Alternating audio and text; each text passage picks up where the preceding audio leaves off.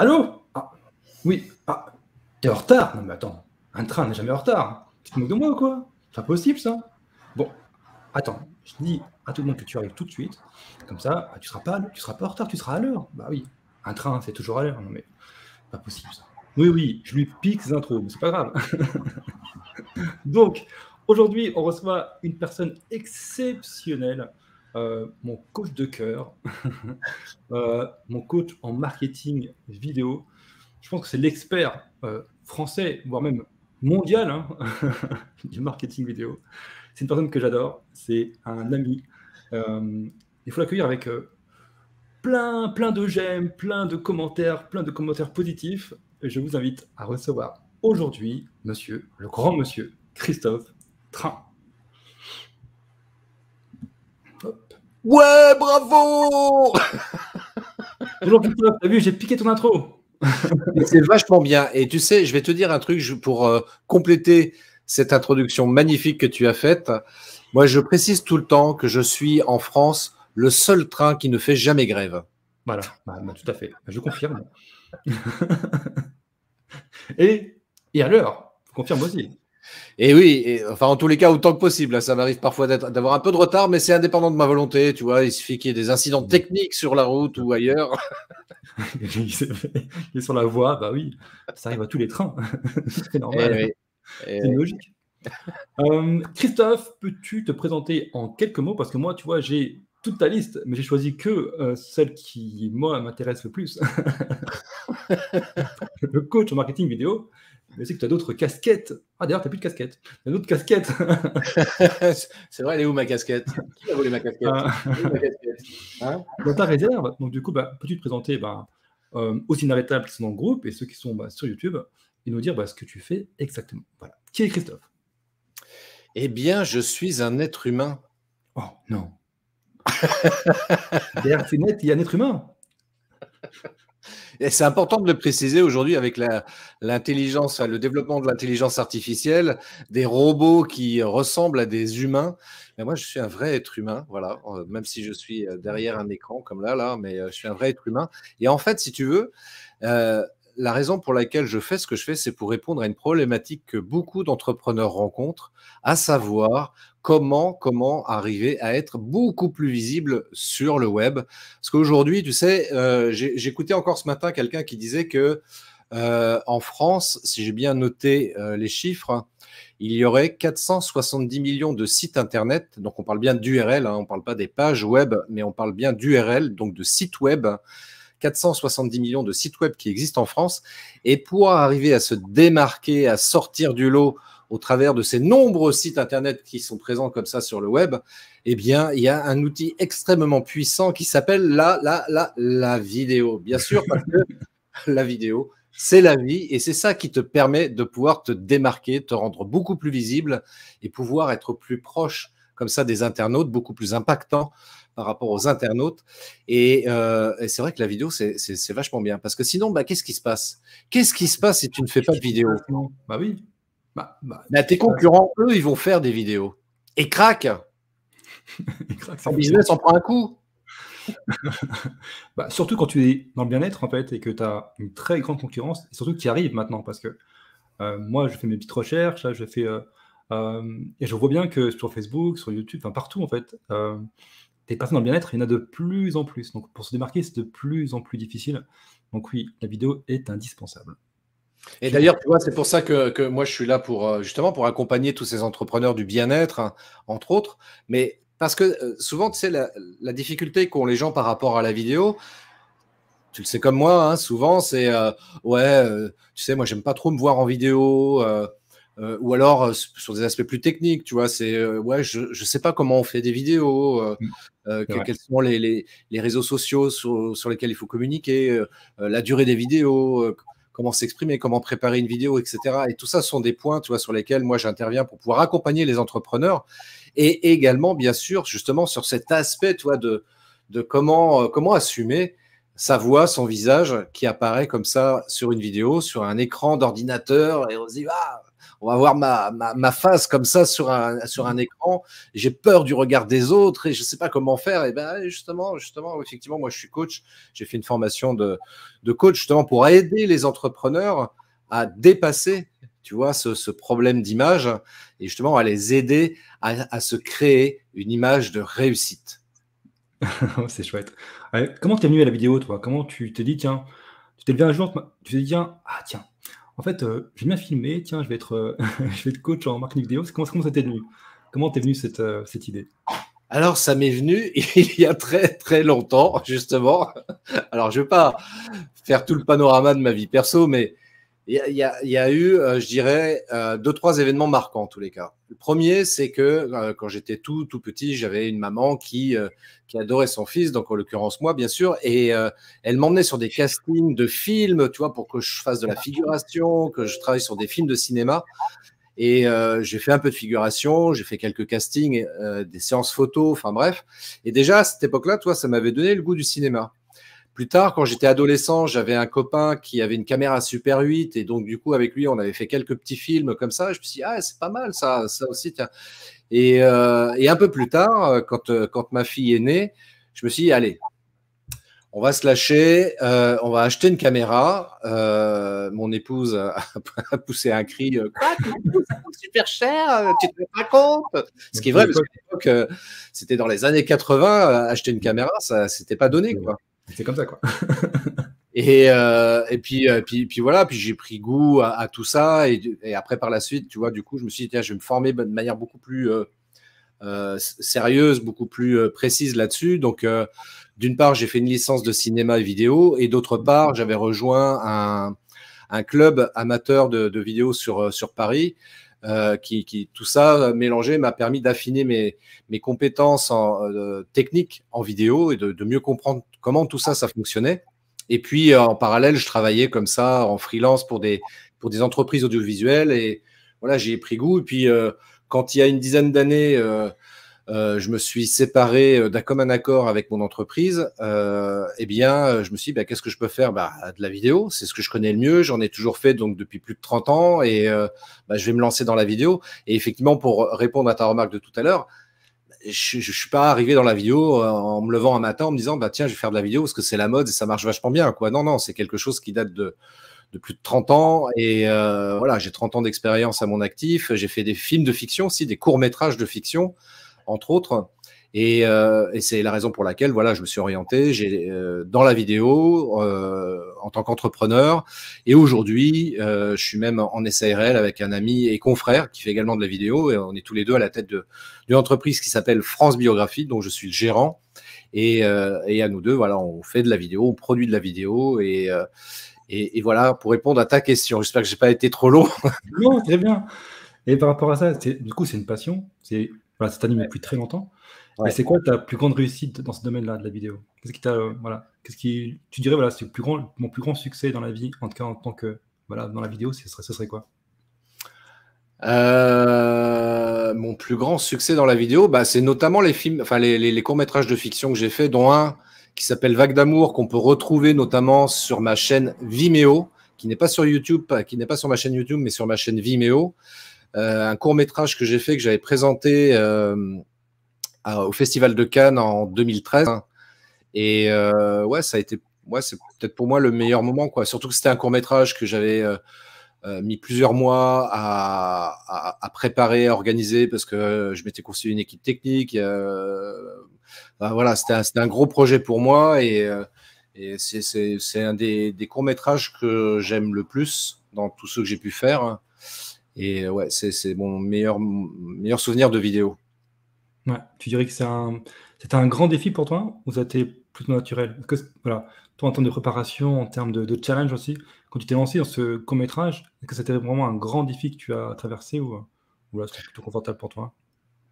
Ça a été un défi dans la mesure, si tu veux, où je l'ai créé tout seul au départ. Après, j'ai été chercher des personnes pour m'assister, pour m'accompagner. Donc, j'avais une assistante réalisatrice, un directeur de la photo, quelqu'un pour la prise de son, une script. Enfin bref, j'avais constitué comme ça une petite équipe technique. Il y avait maquilleuse aussi, coiffeuse. Donc ça a été une super expérience parce que je me suis retrouvé à la tête comme ça d'un projet à manager donc pas mal de personnes. Et puis bien sûr, il y avait les comédiens. Dans ce court-métrage-là, il y a que 2 comédiens et il y a eu toute une préparation à faire avec les comédiens en particulier. Et ouais, ça a été un beau défi, un beau challenge pour moi, ouais. Ouais. Pourquoi je pose la question? Parce que tu vois, souvent on se met beaucoup de freins en fait. Alors, on se met beaucoup de freins à faire de la vidéo, à se lancer. Et aussi, on voit des personnes sur internet en fait, qui nous présentent comme quoi ils sont professionnels, qui peuvent nous aider, mais on ne sait jamais jusqu'où ils peuvent vraiment aller en fait. Quelles sont leurs vraies compétences? Et toi, moi, comme je te connais bien et que je sais que tu présentes des choses qui sont parfois simples et qui peuvent paraître simplistes dans la vidéo, mais il ne faut pas oublier que c'est pas parce que tu présentes des choses simples pour des gens qui sont débutants que tu n'es pas capable aussi d'aller beaucoup plus loin, de faire des choses qui sont beaucoup plus techniques en fait. Et moi, c'est important de savoir que les autres, les gens qui nous regardent en fait, sachent à quel point voilà, tu es compétent, à quel point tu peux faire des choses extraordinaires. Moi, j'ai vu les courts-métrages, ils sont vraiment super. Et voilà, faut pas oublier ça. Parce que souvent, on voit un professionnel qui nous montre quelque chose de simple, on dit, ah bah, est-ce que vraiment il peut vraiment m'accompagner? Est-ce que c'est pas trop débutant? Mais il faut savoir que derrière, il peut aller beaucoup plus loin et tout dépend du niveau qu'on a besoin en fait.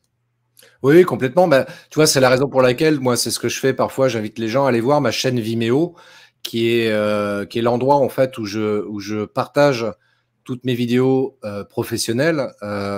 Donc, sont généralement des films de commande. Donc, c'est là où je peux montrer, en fait, tout mon savoir-faire au maximum de ce que je peux présenter. Parce que le problème qui se pose, c'est que parfois, tu vois, j'ai des projets pour des entreprises qui sont des projets confidentiels, donc je peux pas forcément partager. Donc dans ce cas-là, je suis obligé de faire un tête-à-tête pour montrer sur mon ordi éventuellement un projet bien spécifique.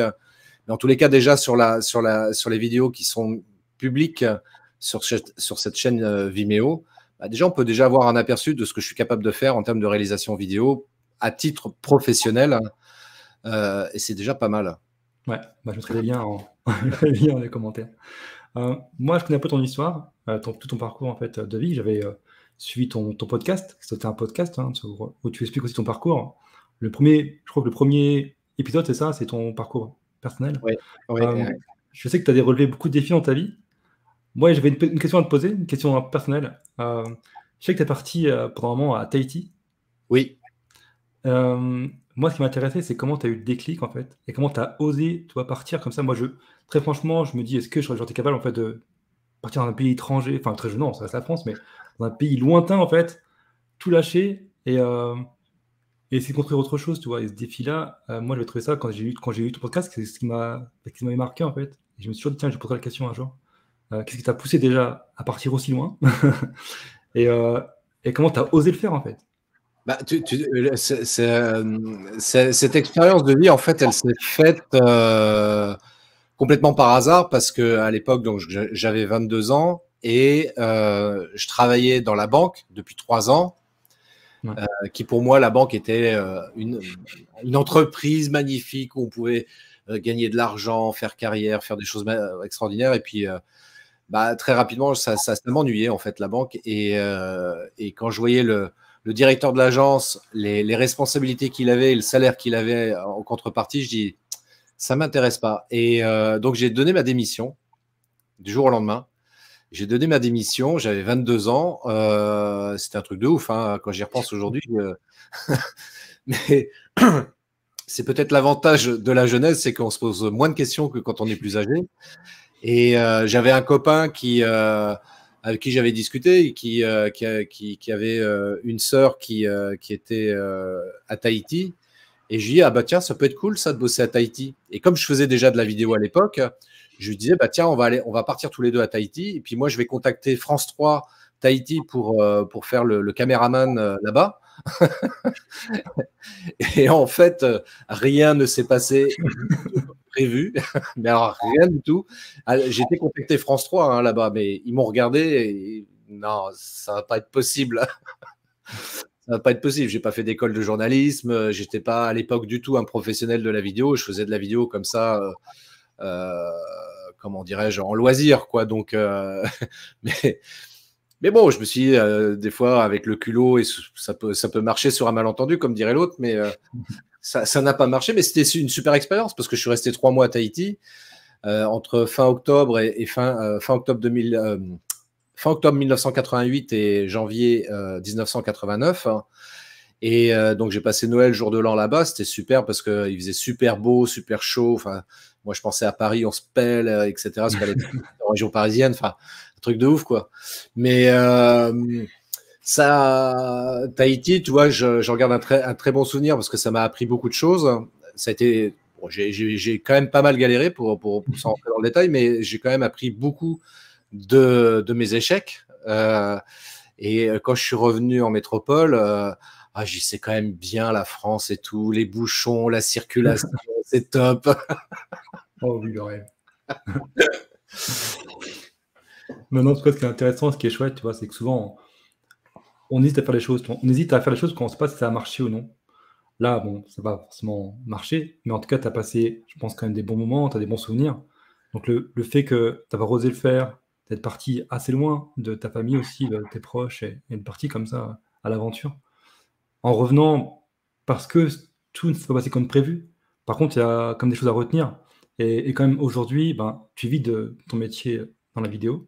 Et peut-être que ce parcours-là, cette histoire-là, en fait, a peut-être poussé ça aussi. Peut-être poussé cette petite graine qui a fait que bah, plus tard, ça a marché. Mais ce moment-là, n'a pas forcément marché, mais je pense que les souvenirs et le fait d'avoir osé faire ça, bah, ça peut aussi nous aider à oser faire autre chose dans notre jour, en fait. Et c'est parce que ça marche pas qu'il ne faut pas recommencer ou persévérer sur une façon différente de le faire. Ah ouais, mais complètement. Mais, tu sais, je vais te dire un truc, effectivement, c'est très juste ce que tu dis, c'est que même si ça n'a pas été une réussite, professionnellement parlant, le simple fait d'initier cette histoire d'oser faire les choses, bah, ça a forcément ancré cette notion d'oser en moi. Tu vois, Ouais. donc j'ai osé une première fois, c'est un échec. J'ose une deuxième fois quelque chose, c'est un échec. Mais je prends ce rythme et cette habitude d'oser faire les choses parce que je sais que immanquablement, à un moment donné, ça ne peut que marcher. Ouais. Tu vois, Ouais. si on n'ose rien faire, bah, il ne se passe rien dans notre vie. Hein. On fait notre petit train-train, hein. Mais on ne fait rien de particulier. Toi, on n'évolue pas. Je dis ça avec beaucoup de bienveillance parce qu'il y a des gens qui le font par contrainte et par la force des choses. J'en discutais ce matin avec un entrepreneur, justement, une entrepreneur, pardon, qui me faisait la remarque suivante. C'est vrai qu'il y a beaucoup de gens qui font des métiers qui ne leur plaisent pas. Ils y vont parfois même avec la boule au ventre. Mais ils le font parce que, a priori, ils n'ont pas le choix. Je dis bien a priori, je souligne a priori, hein, parce qu'on a toujours le choix. J'ai même fait une vidéo d'ailleurs sur ma chaîne YouTube où j'ai dit ça. On a toujours le choix. Alors, c'est sûr que parfois, bah, y a des choix qui sont difficiles à faire parce que ça veut dire qu'on va être obligé de sacrifier des choses. Par exemple, quand j'ai quitté la banque pour partir à Tahiti, bah, j'ai donné ma démission. Donc, j'ai sacrifié le salaire et le statut de salarié que j'avais dans cette entreprise-là, qui était entre guillemets confortable, pour partir avec rien dans les poches, quoi. Bah ouais, quand tu démissionnes, tu pars avec rien, quoi. Et donc, mais bon, voilà, je l'ai fait. J'ai pas de regret aucun regret de l'avoir fait. Si c'était à refaire, je le referais peut-être différemment parce que le copain avec qui j'étais parti, en fait, bon, ça s'est pas bien passé et sur place, on s'est séparés, pas forcément bien. Enfin bon, bref, ça a été une histoire de vie comme ça, mais c'est bien, c'est enrichissant parce que toi, par rapport aussi aux choses que tu peux vouloir mettre en place en collaboration avec quelqu'un, bah, ça t'amène à réfléchir à ce type de situation beaucoup plus mûrement. Tu vas pas partir sur un coup de tête ou sur ah, tiens, ça me plairait bien comme idée, tiens, allez, j'y vais. Ouais, non, tu réfléchis peut-être un petit peu plus. Alors, il ne s'agit pas trop réfléchir non plus parce que c'est pareil, tu vois, aujourd'hui, je vois des entrepreneurs qui disent ouais, j'aimerais bien faire des vidéos, mais j'ose pas. Je vais prendre le temps de réfléchir au truc, je te contacterai quand je me sentirai prêt. C'est ton choix, tu as le droit, hein, tu prends le temps tout le temps dont tu as besoin. C'est pas mon entreprise, c'est la tienne, qu'on s'entende bien. Donc moi, ça m'est totalement égal que tu fasses des vidéos ou pas aujourd'hui. Par contre, ce que je sais, c'est que le temps que tu perds, entre guillemets, à ne pas faire de vidéos, c'est peut-être des opportunités d'affaires que tu risques de louper et que ton concurrent à côté va récupérer parce que, encore une fois, la vidéo, c'est la vie. Et des erreurs qu'on aurait pu faire avant, du coup, on aurait pu réitérer pour arriver à peut-être 1 an ou 2 ans après avec un résultat beaucoup plus propre et est différent et plus riche en fait. Moi, si je parle un peu de moi, c'est pareil, hein. J'étais rentré il y a 4 ans maintenant. Quand j'étais vu pour la première fois, je n'avais jamais fait de vidéo. Je me souviens, si j'en avais fait une avant, j'en ai fait un peu sur Instagram, mais j'étais très mal à l'aise. C'était terrible. C'était affreux. Quand je les revois, je me dis que c'est terrible. Mais en fait, c'est ça qui a fait que, à force de réitérer et de refaire, et après on s'améliore jusqu'à. Alors, c'est jamais parfait, mais en tout cas, moi aujourd'hui, quand je vois mes vidéos d'aujourd'hui, je les trouve beaucoup plus riches, beaucoup plus construites.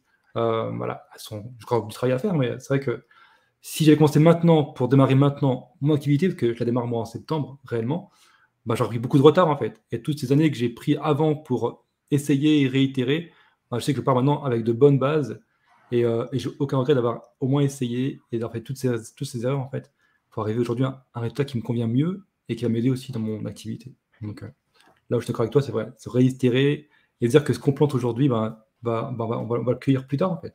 Il ne faut pas l'oublier. Ouais, tout à fait. Puis moi, tu sais, je suis assez partisan de la méthode essai-erreur parce que sinon, qu'est-ce qui se passe? On va se dire, je vais attendre le bon moment pour faire des vidéos. Je vais attendre d'avoir appris suffisamment de choses sur la vidéo pour commencer à en faire.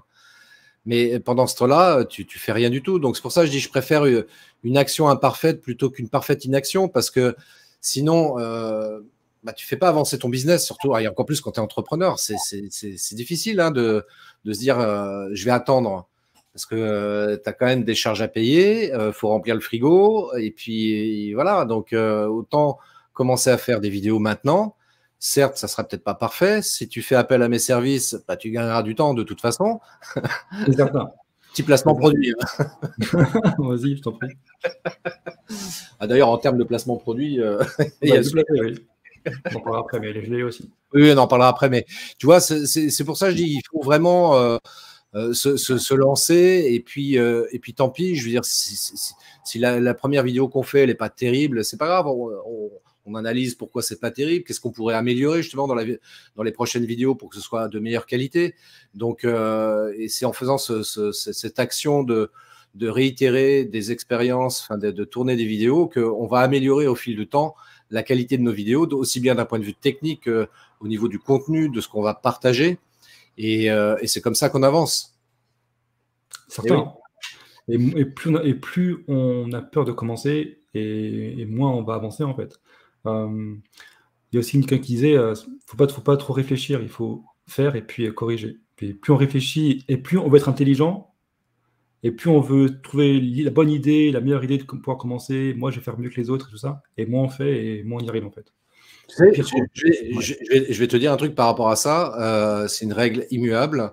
Cette règle cette loi de Pareto plutôt, la règle des 20-80, c'est-à-dire que prendre 20% de ton temps à la réflexion et 80% de ton temps dans l'action. Parce que en fait, la vraie connaissance, la connaissance véritable, tu vas l'acquérir dans l'action.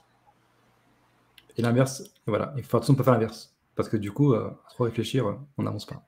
C'est certain. On va rester un peu sur ton histoire personnelle, parce que tu as été un peu vite, pour une fois. Là, tu étais le TGV, là. Non, pour revenir un peu à ta reconversion professionnelle, tu étais déjà dans la vente, si je me trompe pas. Tu étais déjà un peu dans le marketing avant d'être indépendant. La vidéo s'est rajoutée ensuite, non? Elle s'est rajoutée en complément de ce que tu lui proposais. Est-ce que ce changement, est-ce qu'il a été difficile? Est-ce que ça a vraiment été difficile de te lancer? Est-ce que tu n'as pas eu un doute de te dire, tiens, et si je restais salarié dans une autre boîte, ça aurait pu être ça aussi. Et qu'est-ce qui t'a fait changer, qu'est-ce qui t'a fait choisir en fait l'entrepreneuriat? Pourquoi être entrepreneur et pas salarié à ce moment-là? Tu sais, je vais te dire un truc. Quand je me suis retrouvé licencié de mon entreprise, donc en recherche d'emploi, donc à l'époque, j'étais rattaché à cet organisme qui s'appelle Pôle emploi. Et je me souviens de la première réunion à laquelle on était obligé d'assister. Et il y a quelqu'un qui explique comme ça, on était plusieurs personnes dans la salle, et qui explique, entre autres choses, qu'à 45 ans, on est senior. Et à l'époque, moi, j'avais 44 ans, et j'ai dit, non, je vais devenir senior, c'est-à-dire une merde, quoi, professionnellement, sur le marché du travail. C'est comme ça que je l'ai traduit. Hein. Et je me suis dit, putain, mais ça va être la galère, quoi. pour trouver du boulot, mais je vais galérer si je suis classé senior. Et donc, je me suis dit, bah, faut absolument que je trouve une solution, quoi. Donc, bah, je vais me lancer dans l'entrepreneuriat. Alors, c'est sûr que c'est pas simple, hein, moi, j'ai eu la médaille du travail. Avant qu'ils me licencient, ils m'ont donné la médaille du travail. C'est le paradoxe, quoi.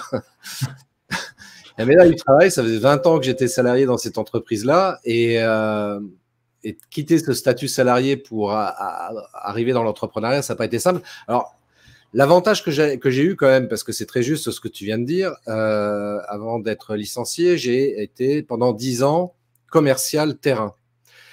Et en termes de rémunération, j'étais payé sur les commissions. En fait, j'étais payé à la commission. J'avais une petite part, enfin un petit fixe, mais c'était ridicule. Et on était vraiment que payé à la commission. Donc ça, c'était un atout pour moi parce que j'ai pas quitté le salariat au sens propre du terme, c'est-à-dire une paye fixe mensuelle qui arrive sur mon compte en banque et je sais précisément chaque mois ce que je vais toucher. Comme là, j'étais payé à la commission, bah, d'un mois sur l'autre, évidemment, c'était variable. Et déjà, j'avais un peu cet état d'esprit, tu vois, de me dire, OK, maintenant que je veux rentrer dans l'entrepreneuriat, bah, c'est pareil, je vais avoir des revenus variables et pour gagner ma vie, bah, il va falloir que je me sors les doigts pour aller trouver du prospect et le convertir en client. Et donc, en étant commercial, c'était déjà ce que je faisais. Donc, ça n'a pas été une difficulté par rapport à ça. Par contre, en revanche, ça a été compliqué. Quand tu es entrepreneur, en fait, ce qui est le plus difficile, c'est toute la partie commerciale et la partie marketing. La partie commerciale, parce que bah, quand tu es salarié, c'est pas pareil. Tu représentes une entreprise. Donc, d'une certaine manière, c'est plus facile de vendre les produits d'une entreprise. C'est pas tes produits à toi, c'est les produits d'une entreprise que tu vends. Quand tu es entrepreneur, bah là, d'un coup, tu te retrouves à vendre tes produits ou tes services à toi. Et là, c'est plus compliqué, tu vois, au niveau du mindset, tu te dis, punaise, là, c'est pas la même histoire, quoi. Et puis, il y a tout cet aspect également marketing, c'est-à-dire qu'il va falloir prendre du temps pour communiquer, pour se faire connaître. Et là, c'est pareil, tu vois, c'est pas forcément simple. Quand c'est pour une boîte, c'est plus ou moins simple, mais quand c'est pour ton propre compte, c'est un peu plus compliqué. Et tu te retrouves en plus, effectivement, à avoir plusieurs casquettes. Le commercial, le marketeur, bah, la personne qui fait son cœur de métier, puis il y a la compta, et puis il y a plein de choses, tu vois, qui viennent se greffer dessus. Et tu te rends compte finalement que, en tant qu'entrepreneur, ton cœur de métier ne va peut-être représenter que 10 ou 20% de ton temps, quoi, réel. Et ça a été une première réflexion que j'ai eue. Et puis, il y en a eu une deuxième, parce qu'au bout de 3 ans, j'ai galéré pendant 3 ans, hein, quand j'ai commencé dans l'entrepreneuriat. Au bout de 3 ans, j'ai dit à mon épouse, écoute, ça marche pas, il va falloir que je trouve une solution, je vais peut-être revenir dans le salariat, bosser à Carouf ou ailleurs, je sais pas, tu vois, mais je m'en fous, hein, même si pour gagner le SMIC, tant pis, mais au moins j'aurai un salaire fixe tous les mois, tant pis, c'est pas grave, quoi, ce sera de l'alimentaire, mais on fera comme ça, quoi. Et j'avais été, c'est une des rares choses, enfin non, je vais pas être méchant, la chambre de commerce fait des choses très bien. Et peut-être, attention. Et justement, et je me rappelle être allé à une réunion qu'ils avaient organisée à la chambre de commerce et ça a été un déclic pour moi. Parce que dans cette réunion-là, le gars expliquait que quand on est entrepreneur, on est souvent très seul dans son entreprise. Et donc, pour sortir de ça et pour se constituer comme ça un réseau professionnel, il y a un truc qui est super bien qui s'appelle le réseautage ou le networking.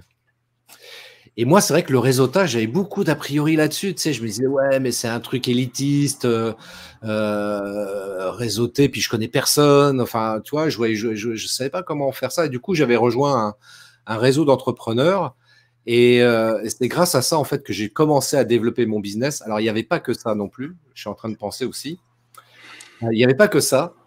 Là, il y a une question de mindset aussi, parce que là, je parle de choses entre guillemets techniques, mais il y avait aussi une question de mindset.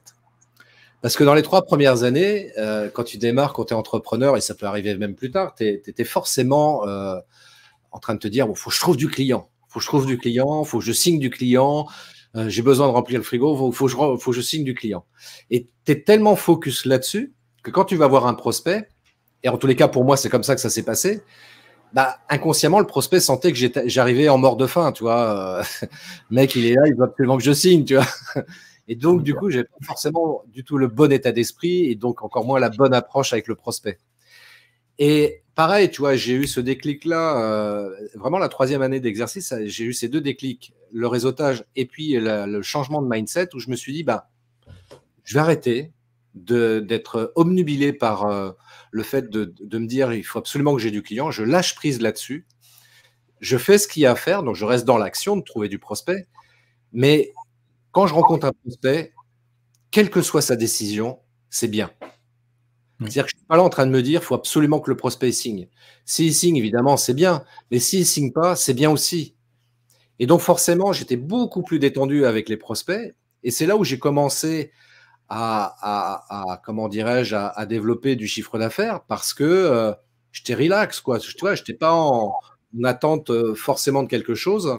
Et donc, les prospects se sentaient moins de pression de ma part, tu vois, pour qu'éventuellement ils souscrivent à ma proposition. Et puis aussi, c'est ce que j'appelle la magie de la vie. Bizarrement, tu vois, j'avais plus de prospects qui me contactaient d'un coup, avec certains avec lesquels je signais, tu vois. Donc, et depuis ce moment-là, donc depuis cette période-là, j'ai toujours été dans cet état d'esprit. C'est-à-dire que je suis plus autant les premières années, je me rappelle mon épouse quand on arrivait le 1er janvier. Alors cette année, elle me disait, t'as des commandes en cours, t'as des projets, t'as des trucs. Je regardais mon agenda, je fais non, j'ai rien du tout. Mon épouse qui transpirait, mais comment on va faire et tout. Non, T'inquiète pas, ça va venir. Je suis pas inquiet pour ça, quoi. Même si les premiers temps, parce que le changement de mindset, ça se fait pas forcément comme ça, hein. Mais même si les premiers temps, intérieurement, je dégoulinais, tu vois, mais j'avais quand même cette foi-là et surtout cet instinct de lâcher prise. Et c'est vrai que ça marchait. C'est-à-dire que bah, j'avais des contacts qui arrivaient, des gens, enfin, soit par le biais de mon site web, soit par le réseautage, le networking que je faisais aussi en parallèle, soit par mes actions de communication sur les réseaux sociaux que je commençais à mener aussi. Mais j'avais des gens qui commençaient à me contacter, tu vois. Donc, et l'expérience m'a montré, tu vois, ça fait depuis 2011 que je suis entrepreneur et encore aujourd'hui en 2022, je suis pas inquiet. Je sais que j'ai des choses qui vont arriver, qui vont se faire et bien sûr, je sais aussi saisir les opportunités, tu vois, il s'agit aussi d'être observateur, de regarder, etc. Et puis, quand tu rencontres quelqu'un, de discuter, et puis parfois dans la discussion, bah tiens, si tu veux, je peux t'accompagner pour apprendre à faire des vidéos si ça t'intéresse. Ouais, c'est chouette. Tu vois, moi, alors, souvent, en fait, dans mes lives, il y a deux types. En tout cas, 2 types, on va dire, dans le bien-être, de personnes, de pros dans le bien-être. Souvent, il y a ceux qui sont déjà non conventionnés, les sophrologues, par exemple, naturopathes, qui ont plus mindset, déjà ancré un peu d'entrepreneur, dans le sens où voilà, ils sont seuls et personne ne va les aider à trouver des clients. Il faut qu'ils les trouvent, en fait. Et puis, il y a les autres, c'est pas péjoratif, hein, au contraire, qu'ils ont un peu cette tête de l'État, parce qu'ils sont conventionnés, du coup, et orthophonistes, kinés. Et les gens viennent les chercher parce que un médecin a donné en fait une ordonnance, en fait. Et ces gens-là ont plus de mal à se dire, je vais créer une offre différenciante, parce que j'aurai plus accès en fait au remboursement total de ma prestation auprès de mes patients. Et du coup, ils ont plus de mal à faire cette bascule-là en se disant, il va falloir que je trouve mes clients, parce que les clients qui partent sur une offre différenciante plus remboursée et parfois même forcément plus chère aussi, il faut aller les chercher. Et c'est vrai que le mindset de pouvoir se dire, oui, je veux changer des choses, que j'en peux plus d'être dans mon cabinet enfermé à faire un métier où je soigne juste le petit bobo ou le petit pansement que le généraliste m'a dit de mettre, en fait. Et je ne suis pas libre de pouvoir aider sur la globalité, en fait. Et je me rends compte, moi, qu'ils ont du mal à se dire, ah, mais si je sors de ce cadre-là qui est réconfortant, confortable, qu'est-ce qui se passe, quoi? Et c'est juste dire, il se passe juste que faut une casquette un peu différente. Et là, il va falloir aussi aller les chercher. Et c'est ça qui peut être plus difficile aussi. Donc, c'est intéressant de voir ce côté. J'étais salarié, je deviens entrepreneur. Et il faut lâcher un peu la sécurité quelque part, même si elle est faussée, parce que j'ai subi un plan social. Donc, la sécurité, elle est plus que faussée, hein. Du jour au lendemain, on m'a dit, là c'est fini, on se sépare, trouver du travail, quoi. Donc, Ouais. une réelle. Si, il y a le chômage, mais est-ce que c'est vraiment sécurisant? Pas forcément. Ce que tu dis, effectivement, Adrien, c'est très, très juste. C'est qu'on a le sentiment, quand on est salarié, que on a la sécurité de l'emploi, qu'on va arriver comme ça jusqu'à la retraite dans son poste, ou en tout cas dans l'entreprise dans laquelle on travaille, et que tout va bien se passer. Et en fait, aujourd'hui, en 2022, encore plus en 2022 qu'avant, la conjoncture économique n'est plus du tout la même, et on le voit très bien. Tout peut basculer d'un moment à l'autre. La sécurité de l'emploi n'existe plus vraiment, quoi qu'on puisse en penser. Et donc, il devient presque urgent aujourd'hui d'assurer ses arrières et de se dire, voilà, il y a peut-être un truc qui me passionne aujourd'hui. Je travaille peut-être dans une entreprise, enfin dans une administration quelconque, ou dans une entreprise, dans les bureaux d'une entreprise, enfin peu importe. Et peut-être que moi, ce qui me passionne, c'est faire de la vidéo. Peut-être que ce serait peut-être bien que je me forme là-dessus, quoi. Et puis peut-être en faire mon métier après, peut-être plus tard aussi, pour le coup. Ou ça peut être une autre activité, hein. Je parle de vidéo parce que c'est mon cœur de métier, évidemment, mais ça peut être aussi, je sais pas, moi, j'ai envie de me lancer pour être charpentier, parce que le travail du bois, c'est quelque chose qui me plaît bien. Parce que moi, être enfermé dans un cabinet ou dans un bureau toute la journée, ça me saoule. Moi, j'ai envie de travailler en plein air, donc par exemple, voilà, enfin, tu vois, essayer de trouver quelque chose qui peuvent nous permettre de servir de plan B éventuellement. Et puis de toute façon, gardons bien en tête, aujourd'hui plus qu'avant, ne pas mettre tous ses œufs dans le même panier, c'est super important. Il y avoir plus d'armes pour se défendre aussi. Parce que du coup, si aujourd'hui on a un tarif qui est un peu bloqué, tu vois, quand on est concerné, c'est bloqué, hein. C'est l'État qui décide, c'est on rembourse tant et pas plus. Et quand on est sur un tarif bas aussi, quand je dis bas, c'est entre 50 et 70 euros. Demain, c'est l'inflation. Il faut demander plus à ses patients, clients. Si on n'a pas d'armes pour aller chercher d'autres clients, patients capables en fait, de donner plus de ressources pour soigner leur bien-être, ça va être difficile en fait.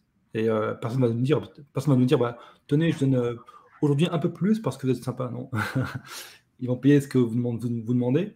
Et si parfois, si vous voulez rester à un niveau de vie confortable, voire même supérieur, il va falloir faire l'effort aussi d'aller chercher d'autres personnes, c'est bête à dire, mais des personnes qui ont peut-être plus de ressources aussi. Tu sais, ça me fait penser, là, ce que tu dis, ça me fait penser, j'ai écouté un podcast dernièrement, c'était une interview d'un kiné, justement.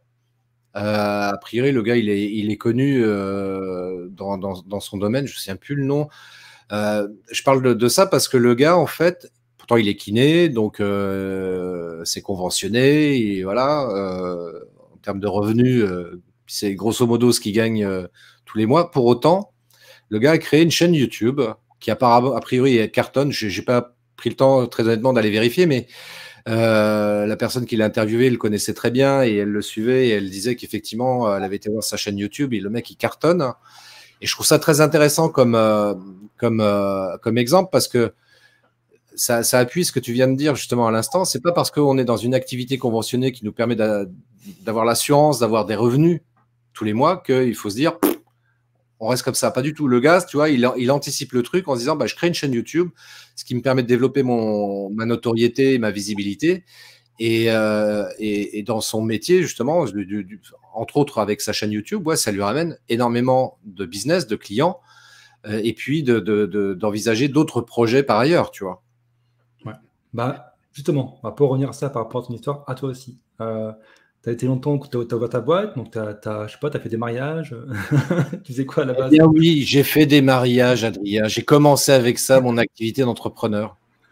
Il n'y a rien de péjoratif, c'est très bien. Tu as fait des mariages, tu as fait du physique pour des boîtes, donc tu as été dans les boîtes, te déplacer pour filmer. Moi, quand je t'ai rencontré, tu commençais à devoir développer sur Internet. Oui. Pourquoi tu as fait ce choix? Qu'est-ce qui t'a amené à choisir, un travail différemment en fait? Est-ce que le cadre physique était limité, ou est-ce que du coup tu as besoin de t'expanser, ou tu voulais voir autre chose, travailler différemment? Tu sais, je vais te dire un truc. Pendant mes 10 dernières années de salarié, où j'étais commercial terrain, donc j'accompagnais des entrepreneurs justement dans leur communication digitale.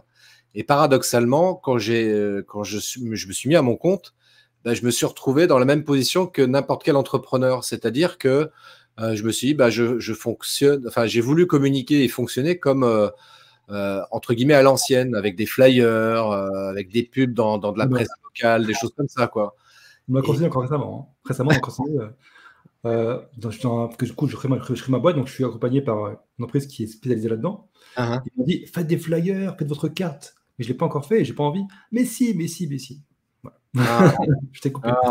C'est bien ce genre d'outils. Hein. Je ne remets pas en question de faire ce genre d'outils, mais quand on démarre, moi, je le déconseille fortement. C'est une perte de temps et d'argent inutile. Par contre, par la suite, oui, ça peut avoir un intérêt particulier d'avoir des cartes de visite ou des flyers, etc. Mais quand on démarre, aucun intérêt. Et moi, j'ai fait cette erreur-là. Et je dis c'est paradoxal parce que je venais quand même d'un environnement digital, donc je connaissais le marketing digital, etc. Et c'est pour ça que en 2015-2016, je me suis dit, faut quand même. J'étais déjà présent sur les réseaux sociaux, tu vois, mais je communiquais pas vraiment beaucoup là-dessus, notamment professionnellement parlant. Et je me suis dit, il faut vraiment que c'est pas. J'ai tout un savoir-faire là-dessus. Pourquoi je l'exploite pas pour mon propre compte? Et donc, j'ai commencé à travailler là-dessus, tu vois, à exploiter mes connaissances et du coup, à les faire grandir aussi parce qu'il fallait que je me mette à jour sur les nouveautés, notamment au niveau des réseaux sociaux, etc. Et j'ai commencé à me mettre comme ça sur les réseaux sociaux. Et par exemple, tiens, tu vois, pour le coup, moi, les tout premiers lives que j'ai commencé à faire, c'était en 2017. Tu vois, mes premiers lives sur Facebook, c'était en 2017. Donc, 6-7 ans après avoir commencé à être entrepreneur, alors que j'étais déjà sur Facebook depuis 2009-2010. Ouais, un truc comme ça, quoi. Ouais. Mais pour moi, Facebook, c'était juste un outil comme ça pour me distraire. À titre perso, tu vois, je m'en servais pas comme un outil professionnel. Et depuis, j'ai rattrapé mon retard. Maintenant, maintenant je m'en sers beaucoup.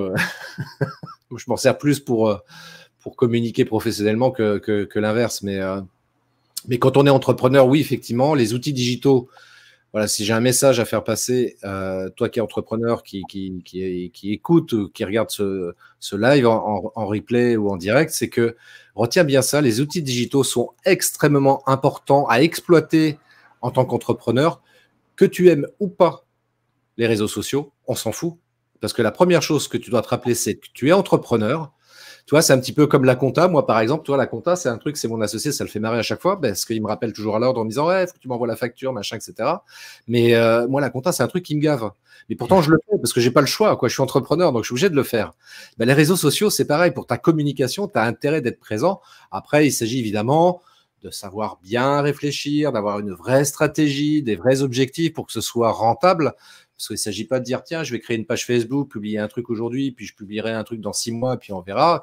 Puis forcément, comme ça ne marche pas, j'arrête de publier du coup. Non, il s'agit d'avoir une vraie stratégie, il faut bien penser son truc. De la même manière que dans la vie physique, je dirais, pareil, d'avoir une stratégie. C'est quoi mon objectif? C'est quoi mon objectif en tant qu'entrepreneur? Est-ce que je veux avoir 50 clients de plus cette année? Si on parle en nombre de clients, est-ce que je veux développer mon chiffre d'affaires de 10%, de 20% cette année? Voilà, quelles sont les actions que je vais être amené à mettre en place pour pouvoir atteindre cet objectif-là? Et n'oublions pas le truc en amont de ça, qui est encore beaucoup plus essentiel que tout le reste, c'est de bien définir sa cible client, son persona. Ça, c'est indispensable. Ouais, j'ai fait là récemment. Hein. Déjà, on a une offre à vendre, hein, parce que si on n'a rien à vendre, pas grand-chose à faire. Donc, on n'est pas influenceur. En tout cas, moi, c'est pas mon but. Et c'est pas non plus ceux qui sont dans notre groupe hein, privé. On n'est pas là pour être influenceur. On vend un service. Donc, on vend un service à qui? Voilà, le fameux persona, à qui on va le vendre, et où il est, et où on le trouve. Et ensuite, on décide comment on va communiquer, en fait. Donc, après, on peut commencer à l'écrit, en audio. Il faut arriver ensuite... en parallèle à la vidéo pour... Ah, merci, tu m'as fait peur.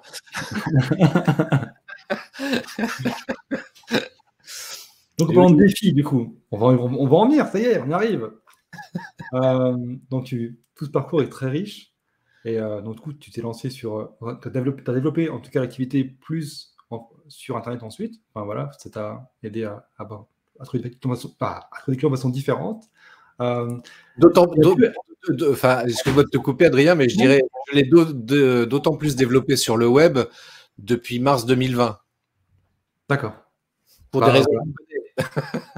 Bon, nous nous sommes rencontrés en 2019, donc non, après, tu t'es. Oui, c'est vrai que moi, je t'ai connu tout. Bon, du coup, je t'ai connu tout au début pratiquement. Hein. Ouais, tu m'as connu à mes débuts, tu pourras le dire. Hein.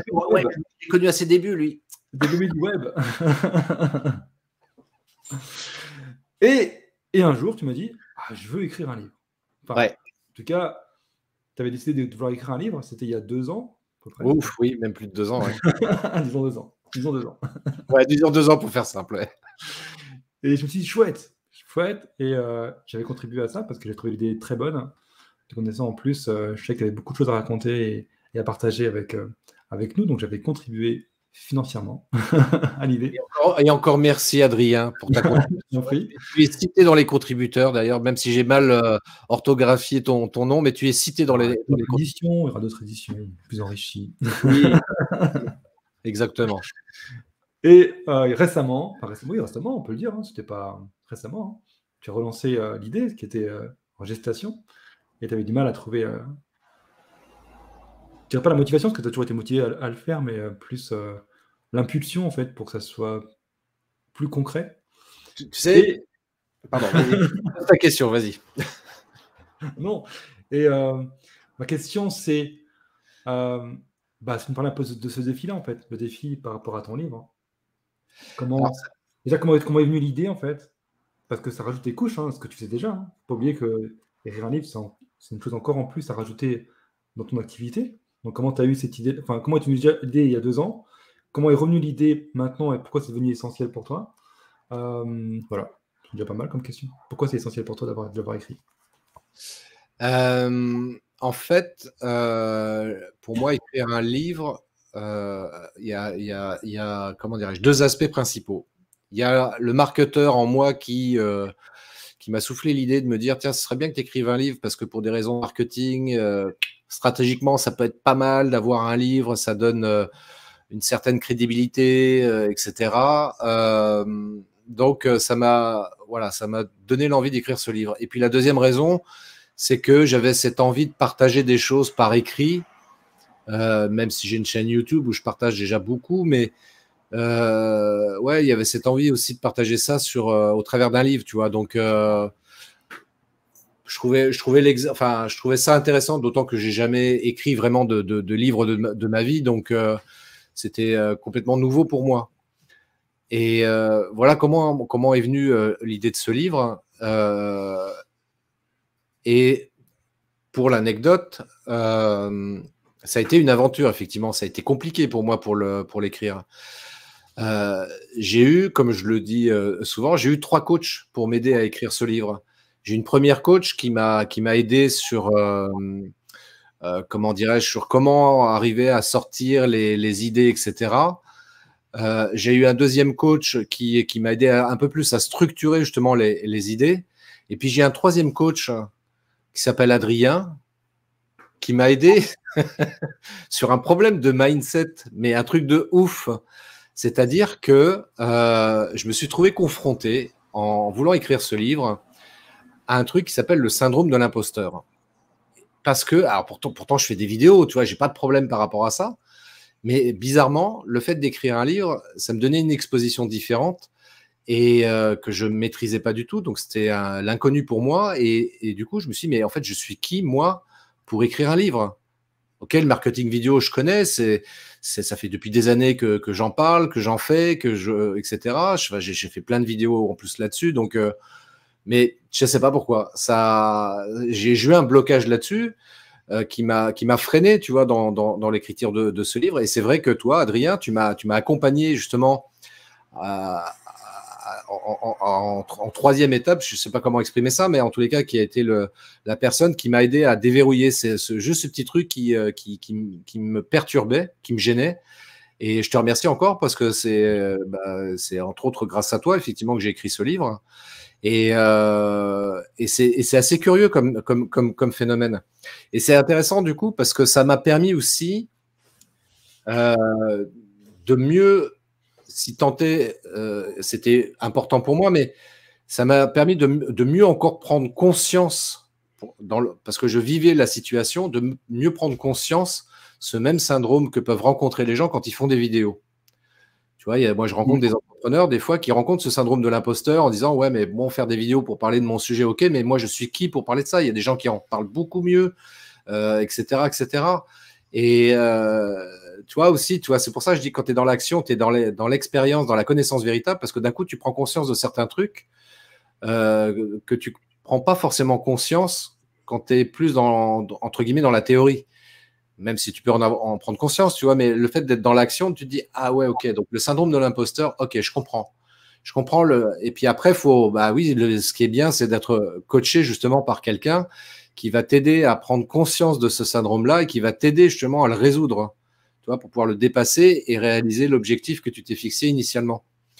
Et parce que sinon, bah, comme ça arrive parfois, il y a des gens qui rencontrent ce type de syndrome de l'imposteur et puis qui, du coup, abandonnent leur projet et ne le font pas. Ce qui est dommage parce que parfois, et même souvent, ce sont des gens qui sont brillants ou talentueux dans leur domaine, mais parce qu'ils ont ce syndrome de l'imposteur, bim, tac, ils ne le font pas. Donc, ouais, à ce niveau-là, l'accompagnement d'un coach se révèle très, très utile. Et dans mon cas, ça l'a été. Donc, pour ça, je me permets d'en parler par expérience. Mais dans mon cas aussi. Et oui. Bah, alors, du coup, qu'est-ce que tu peux nous dire de plus sur ce livre? Qu'est-ce qu'on va y trouver? Comment il peut nous aider, justement, bah, d'un point de vue peut-être technique, mindset, à commencer en tout cas à faire des vidéos?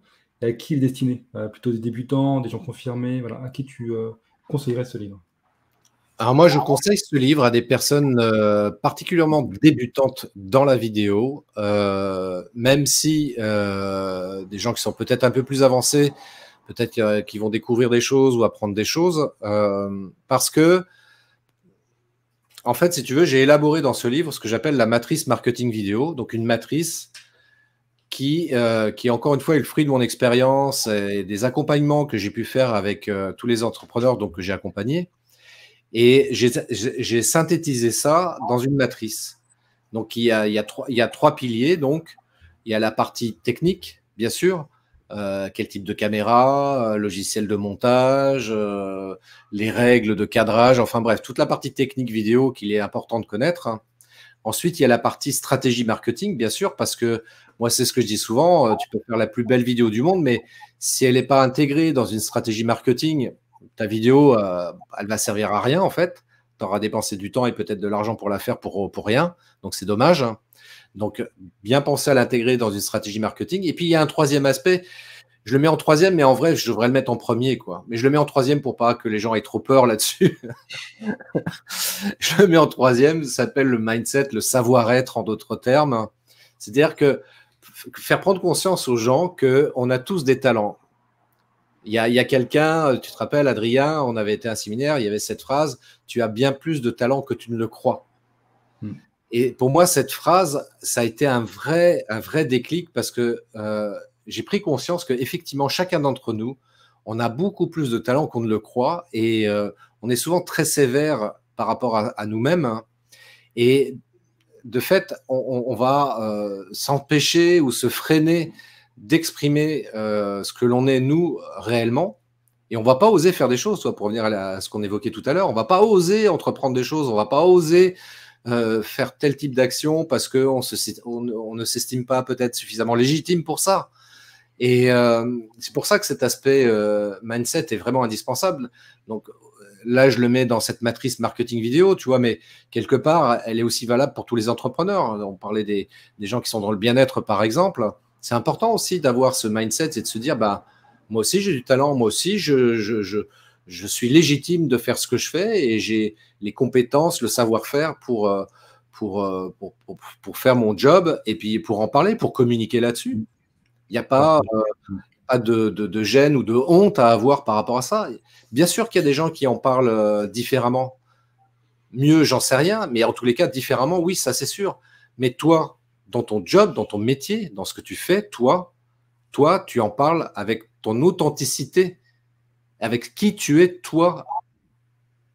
Et c'est ça qui va faire ta différence. Et plus tu vas faire marquer ces différences, et plus tu vas pouvoir te démarquer justement des autres. Bien sûr qu'on va pouvoir dire ouais, bah, Tony Robbins, ouais, c'est un super coach. Ok, super. Mais lui, il habite aux États-Unis, et puis c'est compliqué de le contacter, le monsieur. Et puis, il peut y avoir Adrien. Et tu vois, Adrien n'est pas moins bien que Anthony Robbins. Adrien n'est pas moins bien que Tony Robbins. Et j'en parle par expérience, puisqu'Adrien, tu m'as coaché, donc tu n'es pas moins bien que lui. Tu es différent de lui, ce qui ne veut pas du tout dire la même chose. Et c'est cette différence-là, justement, qui te permet de te démarquer. Et moi, qui me donne envie de venir te voir, toi, pour me faire coacher, plutôt que d'aller voir un gars qui va ressembler à Tony Robbins. Parce que le feeling ne va pas passer, parce que sa manière d'être ne va pas correspondre à ce que je recherche. Peut-être même que les valeurs qu'il partage ne me correspondent pas, tu vois. Donc, c'est pour ça qu'il faut qu'on prenne conscience, chacun d'entre nous, que oui, on a des talents qui nous sont propres, et c'est important d'en prendre conscience et être fier de ces talents-là et de les revendiquer en osant être tout simplement nous-mêmes. Hein. Et en osant s'exprimer. Certains, on s'en fout, ça. Partager ses idées. Ah oui. Donc, on en revient au livre. Donc, c'est la partie mindset. Sur la partie peut-être technique, peut-être des choses à partager un petit peu avec nos membres. Comment on commence Alors, moi, je suis quelqu'un de très, par exemple, très technique. J'adore ça. Et je peux très vite m'enflammer. En plus, j'adore prendre tout ce qui est le meilleur, tu vois. J'ai un iPhone. Quand je prends un écran, j'ai mon écran, je vais dans les avis, tu vois, j'ai reçu le plus technique, tu vois, avec la meilleure note et tout. Et quand je vais filmer, je me suis dit, tiens, je vais acheter. J'ai vu le Sony qui était pas mal, là, avec le gros micro, tu sais, Rode juste au-dessus, qui paraissait super bien pour faire des vlogs. Mais ça, c'est chouette pour faire un vlog. Alors, j'ai pas acheté. Alors, j'ai pris un réflexe que j'avais déjà, en fait. Et au départ, moi, tu vois, pour aller, je parle un peu de moi. Moi, j'ai commencé, j'ai voulu faire bien. Alors, j'ai commencé mon téléphone au départ, mais j'avais pas trop, ça me plaisait pas trop. Enfin, voilà. Et mon côté qui veut bien faire, toujours très bien faire, et qui adore la technique, tu vois, j'avais un réflexe à la maison qui était là depuis longtemps, qui ne savait pas grand-chose. Et donc, je le prenais pour aller me filmer. Mais en fait, ce qui était compliqué, c'est que soit le son n'était pas bon, soit c'était flou, soit c'était encombrant parce que, en plus, moi, je vais en forêt. Ça, c'est bizarre. Moi, je suis en forêt avec mon réflexe, mon trépied, la totale, quoi. Et forcément, il y a des moments où je me suis dit, oh, c'est compliqué parce que je mets 2 heures à faire une vidéo, il n'y a rien qui ressort. Le micro, il y a un vent pas possible, on n'entend rien de ce que je raconte. Ou même la forêt, donc du coup, il y a beaucoup d'animaux. On n'entend que ah, taisez-vous. Ou alors, je rentre chez moi tout fier. Parce que dans le petit écran du réflexe, on voit pas très bien la vidéo, on la voit, mais pas trop bien. Je rentre sur mon PC, parce que j'ai mon super PC avec mon outil pour faire ma vidéo, quoi, mon montage, et là, tout est flou. Et là, c'est le drame. On va te pendre. Alors, qu'est-ce que tu conseillerais, toi, aux personnes qui veulent débuter, qui veulent commencer de façon simple, tu vois, pas comme moi, tu vois, qui veulent faire trop technique, tu vois. Par chance, j'ai été limité. Moi, je pense que j'aurais acheté tout ce qui a fait de mieux en vidéo, hein, j'en suis persuadé. Alors qu'au départ, j'avais aucune compétence technique pour me filmer déjà. Hein. Donc, en plus, il y a ce paramètre-là. Alors, effectivement, tu n'es pas le seul à faire ce type d'erreur. D'ailleurs, je fais le lien avec un peu une vidéo que j'avais faite il y a quelques mois de ça qui s'appelle le syndrome de l'objet brillant, dans le sens où on se dit, tiens, il y a une super caméra, j'ai envie de l'acheter, allez, je l'achète, etc. Moi, j'ai vu des entrepreneurs faire ça, effectivement, parce qu'ils avaient les moyens, ils s'achetaient la super caméra, sauf que la super caméra, elle restait au fond d'un tiroir parce qu'ils ne savaient pas l'utiliser, et puis ils n'avaient aucune connaissance technique sur comment faire des vidéos, donc ils avaient dépensé de l'argent pour rien, donc ce qui est dommage, tu vois. Donc, non, le plus simple à faire, moi, c'est ce que je préconise tout le temps. Même si au début, tu vois, j'avais du mal avec ça, moi qui suis un puriste de la vidéo, etc. J'avais du mal avec ça, mais force est de reconnaître quand même qu'aujourd'hui, et encore plus en 2022, tu vois, il y a ça là qui s'appelle un smartphone. Un smartphone, et ça, c'est génial, parce qu'avec ça, tu peux commencer à faire tes vidéos. Et surtout, ce qui est bien avec le smartphone, c'est que tu vas commencer par savoir comment cadrer. Parce qu'on dit toujours, ouais, tu poses ton smartphone, tu te filmes et c'est réglé. Comment te dire? Non. Non, non, c'est pas réglé. Tu vois, par exemple, là, tel que je suis filmé, personnellement, tu vois, moi, je suis pas centré sur l'image. Ouais, tu vois, au moment où tu as dit, moi, Ouais. je me suis je me suis un peu décentré. Je suis triché. Je suis rarement centré sur mes vidéos. Pourquoi? Parce que esthétiquement et pour des règles d'esthétique, enfin de lecture de l'image, c'est pas nouveau, hein, en peinture, ça a déjà été expliqué, en photo également, et en vidéo, c'est exactement le même principe. Il y a ce qu'on appelle, tu vois, pour savoir comment te positionner dans le cadre, je l'explique dans le livre justement, c'est la règle des tiers. La règle des tiers, en fait, sont deux lignes horizontales et deux lignes verticales qui se croisent. Il y a certains appareils qui permettent de visualiser justement cette règle des tiers sur l'écran de prise de vue. Et l'idée, c'est d'arriver à positionner son regard sur l'un des croisements de ces points de force, comme on les appelle, sur l'un des croisements supérieurs. Tu vois, il y en a deux, et on se positionne, on se dit, OK, donc a priori, là, c'est pas mal, là, je suis bien cadré, OK, c'est bon. Et donc, se décentrer, tu vois, si j'ai un conseil, donc en termes de règles de cadrage, c'est se décentrer. Ça fait bizarre la première fois parce qu'on a l'habitude, évidemment, d'être super centré. On se dit, ouais, comme ça, je suis bien là. Non, décentre-toi, tu vas voir, ça va tout changer. Ça va tout changer en mieux en plus. Donc, se décentrer. Et puis, deuxième chose aussi qui est importante, là, je parle de cadrage, mais il y a quand même une notion qui est encore beaucoup plus importante que ça. Rappelons-nous toujours, je me répète, hein, mais c'est important de répéter les choses. Quand on parle de vidéo, on parle d'audiovisuel. Et le premier mot qu'on entend dans audiovisuel, c'est audio. Donc, d'avoir un bon micro. S'il y a vraiment un investissement à faire, parce que bon, le smartphone, on l'a dans la poche, donc ça, il n'y a pas besoin d'acheter une caméra. Mais s'il y a un investissement à faire, à minima, c'est d'acheter un micro-cravate. Filaire, c'est ce qui coûte le moins cher que de prendre un micro-cravate sans fil. On prend un micro-cravate filaire et au moins, avec ça, on sait qu'on aura une bonne qualité de prise de son. Tu vois? Bah, d'ailleurs, c'est comme moi j'ai fait, hein. Alors, quand je t'ai dit, au début, j'ai fait avec mon téléphone. Ce qui ne me plaisait pas, justement, c'était le son. C'était toujours étouffé. C'était jamais. En plus, à l'époque, j'avais pas d'écouteurs forcément pour faire le son. Voilà, je faisais le son du téléphone, en fait. Euh, et ça ne me convenait pas. Et quand j'ai eu ton conseil, j'ai acheté, moi, le fameux micro. Tout ce qui est technique, tout ce qui est détail, vous verrez dans le livre. Voilà, c'est ça. Complètement à Christophe, voilà. Restons dans la surface. Non, donc, du coup, j'ai acheté ce micro et en fait, ça prenait une autre dimension, c'est vrai. Parce que le son était beaucoup plus clair. Et, même pour moi voilà, qui ai besoin de poser ma voix, c'était important d'avoir un son clair en fait. Et ça m'aidait aussi. Et bizarrement, c'est drôle, hein. C'est comme le micro en fait que j'ai là. J'ai un autre micro que je montrerai, qui est là. Et de l'avoir en fait en face de moi, ça me met en condition en fait pour parler différemment. Uh-huh. Euh, Toi, s'il n'avait pas là devant moi, peut-être que je parlerais. En fait, comme il est là, je me suis habitué en faisant mes lives et mes vidéos à parler de cette façon-là en fait, parce qu'il est là. Uh-huh. Et je pense que c'est important aussi de trouver l'outil qui nous convient et qui nous appelle et qui nous met en condition aussi pour faire la vidéo dans le bon mindset, mais aussi dans le bon aspect technique. Après, c'est sûr que comme tu disais, le cadrage, par exemple, bah, moi j'oublie souvent. J'avoue, j'oublie souvent. Mais c'est vrai que en fait, plus je me filme et plus je fais attention à ça. Et dernièrement, bah, la toute dernière vidéo que j'ai faite, eh ben, tout de suite, ça m'est venu l'idée de me décentrer. Ouais, ça m'est venu tout de suite à l'idée, en fait. Et plus ça va aller, et plus ce sera un réflexe. C'est vrai que, voilà, c'est devenu naturel, je pense. Enfin, ça va devenir naturel au fur et à mesure du temps que je ferai attention. Oui, ça demande un peu d'entraînement, évidemment, parce que ce sont des réflexes qui ne sont pas forcément naturels.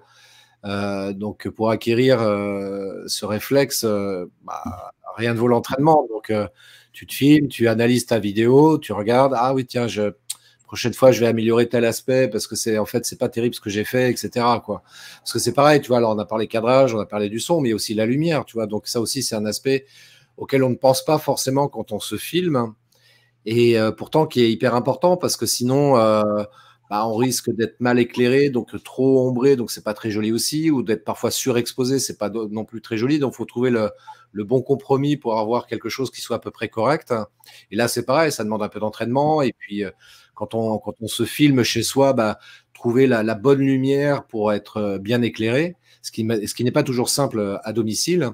Après, quand on a la possibilité de le faire, tu vois, chez soi, c'est le conseil que je donne aussi, en fonction de la configuration de son domicile, évidemment, quoi. Mais si on a une possibilité de se filmer face à une fenêtre, donc là, on va bénéficier naturellement et gratuitement de la lumière du jour, qui va très bien nous éclairer.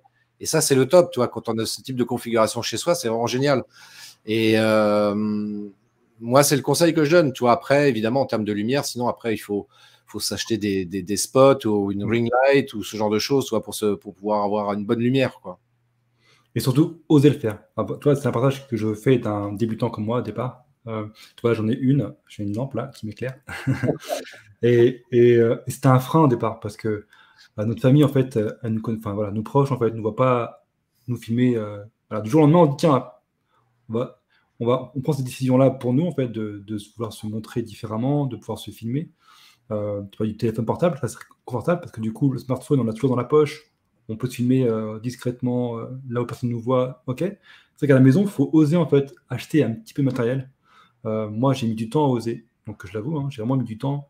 Euh, et quand j'ai commencé à avoir voilà, mon petit set là, avec mes lumières, en fait, j'ai osé acheter un peu de matériel, un peu de lumière, l'exposer. Et surtout, ce qui peut arriver, ce qui m'est arrivé à moi aussi, c'est la peur de la critique. Et surtout, ben, moi, il m'est arrivé un truc très drôle.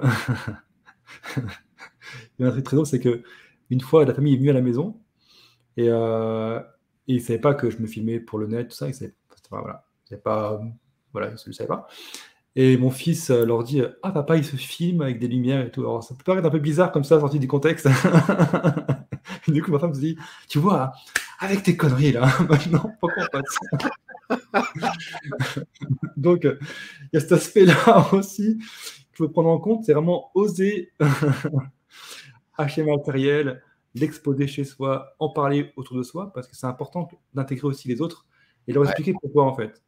Sinon, on ne va pas oser le faire, et ça, c'est dommage. Et on va continuer à vouloir faire sans, et c'est pas grand-chose. Une lumière, même si on prend son smartphone, hein, un smartphone, une lampe, et on explique à notre entourage pourquoi on le fait, pourquoi c'est important pour nous, et pas avoir peur en fait. Ça peut avoir un frein.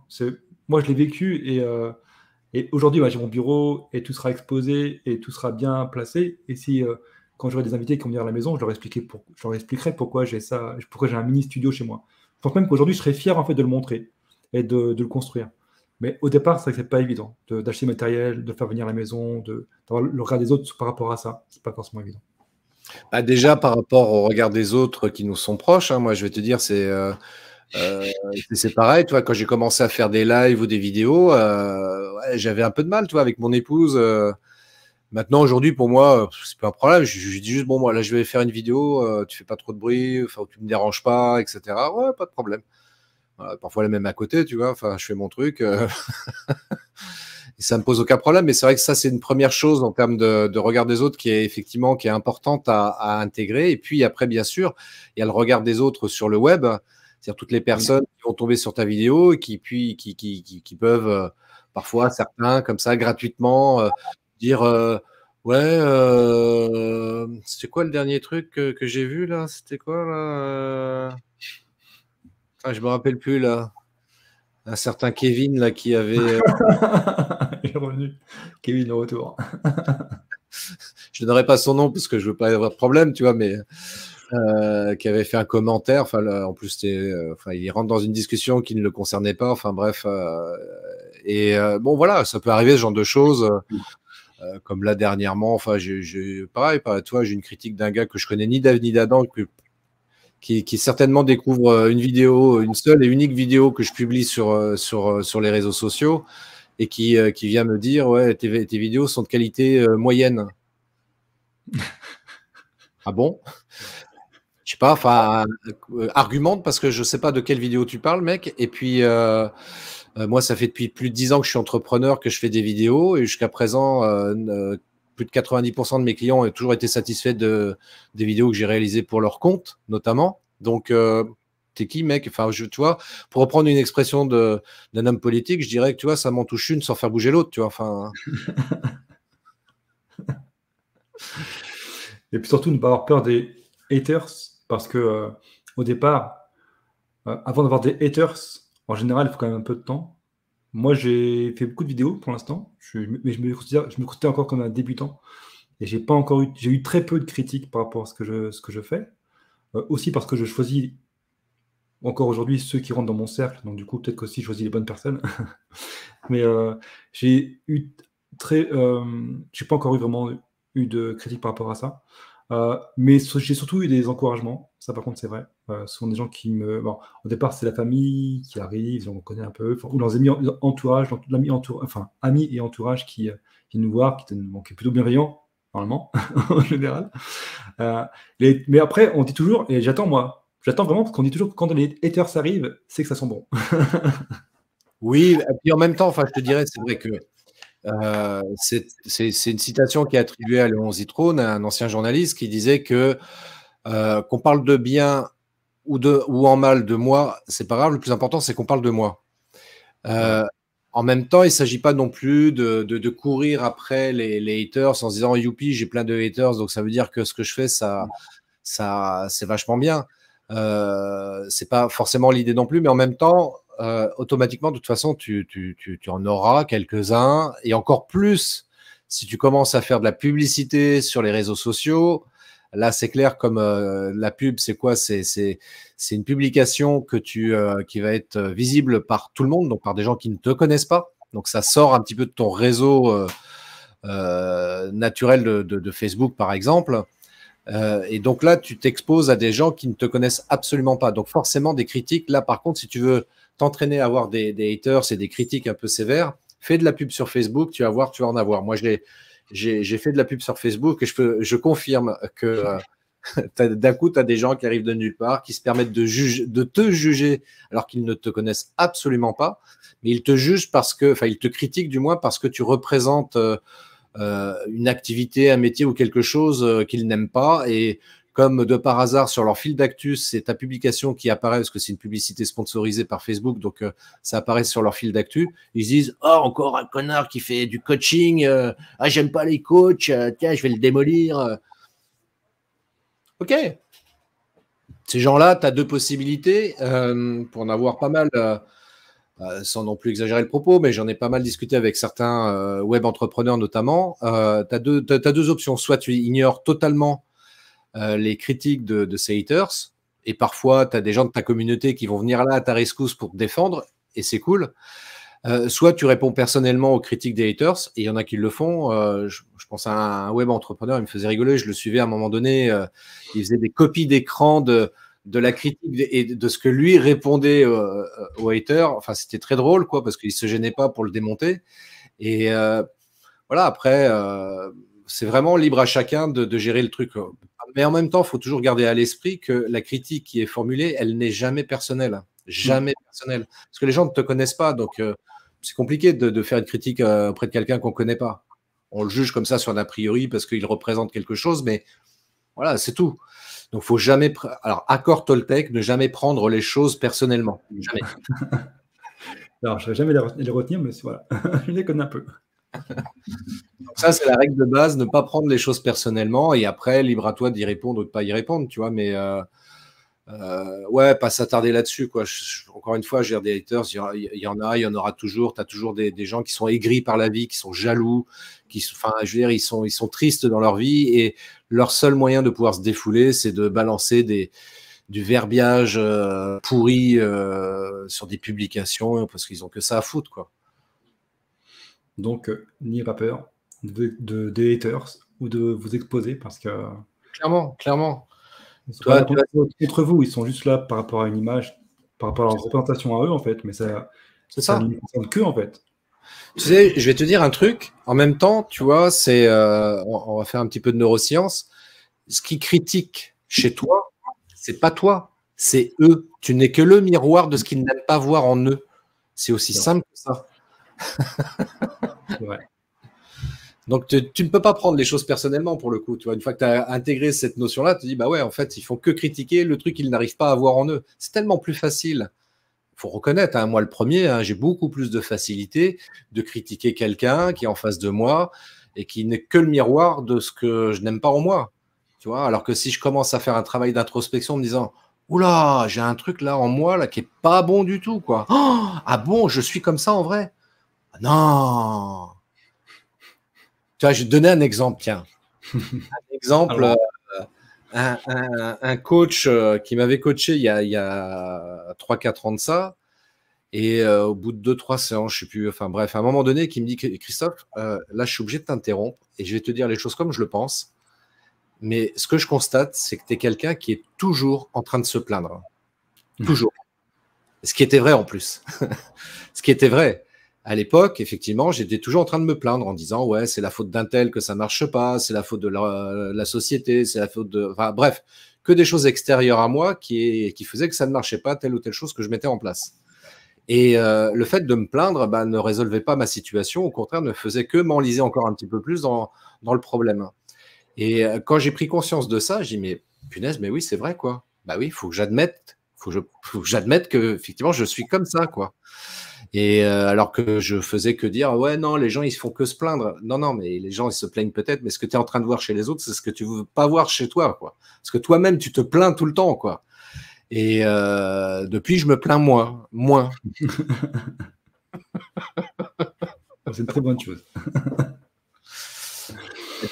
En vidéo, je trouve que la vidéo, en termes de métaphore, je trouve ça vachement intéressant parce que quand on filme, tiens, pour revenir sur le cadre, c'est important de définir son cadre. On a évoqué la règle des tiers, mais le décor, en fait. Dans quel décor on va se filmer? C'est vachement important. Ouais. Notamment, par exemple, si je me filme en extérieur, bien vérifier que dans le cadre, qu'il n'y ait pas deux mamies sur un banc en train de discuter dans le décor, qu'il n'y ait pas éventuellement… J'ai eu. Ben oui, je sais, c'est pour ça que je parle de ça. Je pensais à toi en disant ça. Ah, c'est bien. Hein. Mais bon, voilà, ça peut être en train de te filmer, et puis parce qu'il y a un banc à côté, d'un coup, tu as deux mamies qui viennent s'asseoir, et puis qui sont en train de te regarder, en train de te filmer devant un truc, là.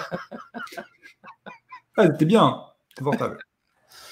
Mais tu vois, ça, c'est important. Et ce que je veux dire par là, au niveau de la métaphore, c'est-à-dire que c'est pareil dans ta vie en général, où tu vas faire le focus, où tu vas cadrer ton image, en d'autres termes. Est-ce que tu vas cadrer ton image sur les choses qui ne vont pas, ou est-ce que tu vas cadrer ton image sur les solutions que tu as envie de trouver pour arriver à avancer dans ta vie? Et tu vois, par rapport à ça, la vidéo, pour moi, c'est presque philosophique. Pour moi, c'est de me dire, OK, c'est vrai que quand je filme, je vais filmer mon sujet dans un environnement, dans un décor qui le mette en valeur, tu vois. Et dans ma vie, peut-être qu'il serait intéressant que je fasse pareil, plutôt que de regarder que les problèmes et d'entretenir ça en me plaignant, etc. Pourquoi je ne ferais pas le focus dans ma vie sur des choses qui sont bien? Tu vois, des choses dont je peux être fier, me dire, tiens, c'est quoi mes réussites de la semaine dernière, par exemple, tu vois? Qu'est-ce que j'ai fait de bien, que ce soit perso ou professionnel, peu importe, tu vois, pour justement nourrir l'estime de soi, tu vois, pour travailler là-dessus, et ce qui va me permettre d'augmenter aussi la confiance en soi, etc. Donc, moi, je trouve que c'est important aussi de faire ce travail par rapport à ça. Donc, où je mets le focus, Et de la même manière, quand je filme en vidéo, que je fasse attention dans mon cadre, qu'il n'y ait pas un banc qui pourrait être susceptible d'inciter deux mamies à venir s'asseoir dessus pendant que je suis en train de me filmer. Ou un oiseau. J'ai eu quoi déjà? J'ai eu les branches qui tombent aussi. Une fois, j'ai failli me faire assommer. En plus, j'étais bien parti dans mon truc. J'étais fier de moi. Après, je me suis dit, tiens, pour une fois, dans ma tête, je me dis, tiens, parfois, ça découle bien, tu vois, pas de coupure. Parce que, en fait, l'inconvénient de la nature, enfin, d'être à l'extérieur, c'est que, techniquement, c'est plus compliqué d'avoir une feuille, parce qu'on peut rien poser, il n'y a pas de table, il n'y a pas de mur accroché à un truc. Donc, du coup, tu te fais ton petit texte, tu prends deux, trois mots, et puis tu vas après avec tes connaissances, parce que nos connaissances, elles sont là, hein, elles sont en nous. Et faut pas avoir. Et du coup, j'étais bien dans l'impro et tout, j'étais fier de moi. Là. Genre, mince. Bon, après, tu recommences. Tu reprends ta phrase et puis tu recommences. Ouais, et puis sûrement. Tu sais, je vais te dire un truc. Ceci étant dit, quand tu as ce type d'expérience, un arbre derrière ou une branche qui se casse derrière, etc., où tu as deux personnes J'ai eu ça aussi en forêt. Tu sais, un petit peu en pente comme ça. Puis... Mais quand tu fais une vidéo, alors tu as deux options. Soit tu dis je recommence la scène parce que je veux vraiment qu'elle soit filmée correctement. Soit tu peux éventuellement te dire, deuxième option, te dire mais qu'est-ce qui m'empêche, qu'est-ce qui m'interdit en fait de jouer sur cet imprévu? C'est vrai. Tu vois, je reprends l'exemple des deux mamies qui sont sur le banc, par exemple. Tu peux te dire, bah tiens, pendant que je suis en train de me filmer, je me rends compte que dans le cadre, là, en arrière-plan, je vois qu'il y a deux mamies. Et tu peux dire, vous vous rendez compte, public, j'ai déjà deux fans derrière moi. Et j'aurais pu C'est faire les pas ça Darrell, hein. interviewer et tout. Alors, mesdames, Mais oui, tu vois, après, c'est essayer de rebondir un petit peu là-dessus. Alors, si tu y trouves un intérêt, évidemment, quoi, mais ne pas se fermer, en fait, de porte par rapport à des opportunités possibles, hein. Et de se dire, bah, du coup, la vidéo peut devenir virale grâce à ça aussi. ah bah, c'est possible, oui, c'est vrai. Alors après, faut que ça vienne enrichir ce qu'on propose quand même, parce que si c'est un viral pour Justement, c'est là où oui. tes talents Ah oui, d'improvisation peut-être, oui. peuvent jouer, tu vois. C'est dire, tiens, là, je vois un truc. Rapidement, tu réfléchis à une impro par rapport à ça. Allez, je vais rebondir là-dessus, tac, puis voilà. Oui, moi je dirais droit aussi. Alors, pour moi, bizarrement, c'est plus simple. Par exemple, en ville, moi, si je suis à Paris, je me filme. C'est tellement commun en fait que les gens ne font pas attention. Voilà. C'est vrai Même que une c'est chiant. fois, il y a une touriste chinoise qui est venue me voir pour que je la prenne en photo en fait. Je suis en train de me Ouais. filmer, j'avais mon micro qui était branché, hein. J'avais un micro, cravate et tout, hein. Avec mon téléphone, en train de me filmer. Je parlais à mon téléphone. Excusez-moi, en anglais, est-ce que je peux avoir une photo? Et c'est Mais ça je aussi, des fois, on a peur de son cadre. vidéo et peut-être. Des fois, on a peur de déranger, on a peur de se filmer dans la rue, qu'on nous remarque. En fait, les gens, des fois, ils font même pas attention à ce que vous faites, en fait. Ils sont tellement, ils font dans leur monde à eux, et à leurs préoccupations à eux, en fait, ils font pas attention à ce que vous faites. Moi, ça m'arrive maintenant. Aujourd'hui, ça me dérange de moins en moins. Des fois, encore un petit peu, mais de moins en moins. Alors, quand je me filme et que je fais des lives en marchant dans le parc, par exemple, forcément, des gens vont me croiser. Maintenant, je reste naturel, je continue à parler. Et j'ai compris que les gens, en fait, soit ils me regardaient avec un regard un peu interrogateur, mais jamais ça passe, quoi. Et puis quand ils sont passés et c'est fini, quoi. Alors qu'avant, dès que quelqu'un arrivait, je coupais. Moi? Non. Moi, je ne fais rien de bizarre ici.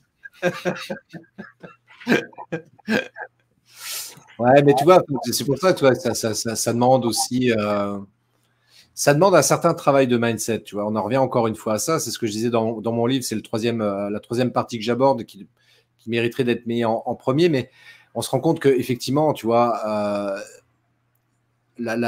entre guillemets, la peur du regard des autres, là, telle que tu viens de l'illustrer, c'est quelque chose qu'on rencontre tous. Et moi-même, je l'ai rencontré aussi. Tu vois, je suis pas un surhomme par rapport à ça. J'ai rencontré exactement les mêmes situations que toi. Me filmer en extérieur, ah ouais, j'ai peur, machin, qu'est-ce que vont dire les gens? Il y a des gens qui vont passer, qui vont me regarder, ça va me déranger, etc.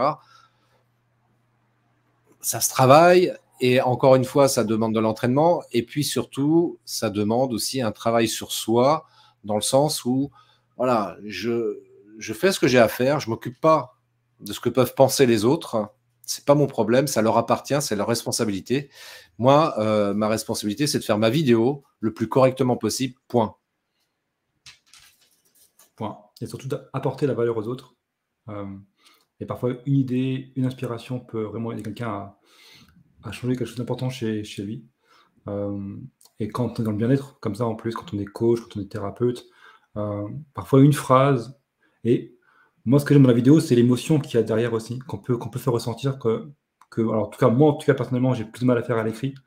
Je sais que ben, qui je suis, je ne mens pas en fait. Et quand j'exprime une idée qui est forte chez moi, bah, ça se ressent en vidéo. Et forcément, ça touche beaucoup plus profondément la personne. Et quand on est dans le bien-être et qu'on veut apporter du bien-être aux autres, de pouvoir les toucher voilà, au cœur, c'est quand même important. Et c'est pour ça que moi, quand je vois des thérapeutes qui écrivent très bien, des gens enfin, experts du bien-être qui écrivent très bien et qui font de très beaux textes, je me dire en vidéo, ce serait tellement plus riche encore, plus profond encore, que ça toucherait beaucoup plus de monde. Et c'est juste dommage de faire ce frein-là, alors que voilà, la vidéo, pour moi, c'est ça, c'est l'émotion que ça apporte. C'est même pour nous, hein, même pour moi, j'avoue, des fois, je me regarde. Des fois, j'aime, en fait. On finit par aimer, en fait. On finit par aimer cette sensation d'apporter une aide, euh, un conseil, une émotion aussi, parce que c'est aussi, on peut aussi apporter une émotion qui va aider l'autre. Et on finit par aimer faire ça, mais aussi on finit par aimer son image au fur et à mesure. Ça prend du temps. Pendant longtemps, je n'aime pas me regarder en vidéo, entendre ma voix, m'entendre parler, me voir. Et maintenant, quand je me filme et que j'aime ce que j'ai fait, souvent je vais même regarder ce que j'ai fait. Ça m'aide à me dire, ben, la prochaine sera encore meilleure et j'apporterai encore autre chose, une autre émotion, un autre conseil. Et ça m'aide beaucoup, moi. Voilà. Un petit partage. Non, mais ton partage, il est vachement intéressant parce que c'est vrai que, par exemple, je vois pour les entrepreneurs qui font des vidéos, ils ont souvent du mal justement à regarder leurs vidéos parce qu'ils ont toujours ce souci d'image. Tu vois, je regarde une vidéo, c'est moi qui parle, donc je suis en train de me regarder moi-même, quoi, en train de parler sur une vidéo. Et parfois, ça peut être gênant, effectivement, et je le reconnais. Simplement, déjà d'une part, sur un plan purement technique, ça permet de corriger certaines choses. Parce que là, on a évoqué le technique matériel, mais il y a aussi tout le technique comportemental, c'est-à-dire la gestuelle, comment je bouge face caméra, comment je m'exprime face caméra, la voix, comment je la place, etc. Tout ça, ça demande du travail. Et c'est en regardant ces vidéos où on apprend justement à travailler là-dessus. Et puis le deuxième aspect, évidemment, que, comme tu viens de le souligner, qui est vachement important, sans rentrer à l'extrême là-dedans, mais juste se regarder et s'aimer soi-même. Voilà, je suis comme ça et je m'aime comme je suis, point. Ça, tu vois, je ne suis pas narcissique, je m'aime juste comme je suis, point. Et se surprendre à se faire sourire. Oui, aussi. Moi, je vais te dire un truc. Souvent, même dans mes vidéos, moi, j'adore les blagues à 2 balles. Les blagues carambar, comme on les appelle. J'adore ça. Et il y a certaines de mes vidéos où je fais des blagues carambar qui me font marrer pendant que je fais la vidéo. Quand je revisionne la vidéo, ça me fait encore marrer. Et quand on arrive à ce niveau-là, c'est que bah, forcément, on apporte quelque chose à l'autre, en fait. C'est forcément. Mais bien sûr, bien sûr. Et puis tu sais, je vais te dire un truc, encore une fois, il s'agit de rester soi-même. Moi, je sais que j'assume complètement de faire parfois des, entre guillemets, blagues carambar ou des blagues à 2 balles parce que c'est moi, je suis comme ça dans la vie de tous les jours. Je fais comme avant de démarrer le live, là, j'ai fait une blague à 2 balles à Adrien. Ça m'a fait marrer. Bah oui, bien sûr. C'était quoi la blague que je t'ai faite? Je me rappelle même plus d'ailleurs. Tu me demandes ça après 1h30 de live, toi, mais moi, tu veux que je m'en rappelle. Mais tu vois, et qu'est-ce qui va se passer en faisant ça? Bien sûr, et j'en ai parfaitement conscience, c'est qu'il y a des gens qui vont pas du tout apprécier mon humour à 2 balles, et puis il y en a d'autres qui vont l'apprécier, parfois même qui vont adorer. Tu vois, et moi, je préfère avoir affaire à cette deuxième catégorie de personnes parce que je sais que la première, quoi que je fasse, de toute façon, ils trouveront toujours à redire quelque chose sur ma manière de communiquer, de parler, de blaguer, etc. Donc, OK, on n'est pas fait pour travailler ensemble et c'est OK pour moi. Par contre, ceux qui sont dans la deuxième catégorie, mais qu'est-ce qu'on va s'éclater ensemble, quoi. Franchement. Oui, ça peut être aussi un bon filtre. Parce que oui. Ça aussi, bah, je veux dire, ces clients avec qui vous travaillez, c'est important. Et du coup, oui, d'avoir ce filtre-là, ça peut être.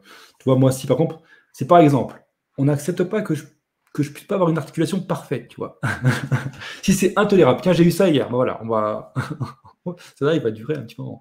Tu vois, hier, j'ai fait la prospection, voilà, c'est notre live que vous verrez à l'écrit.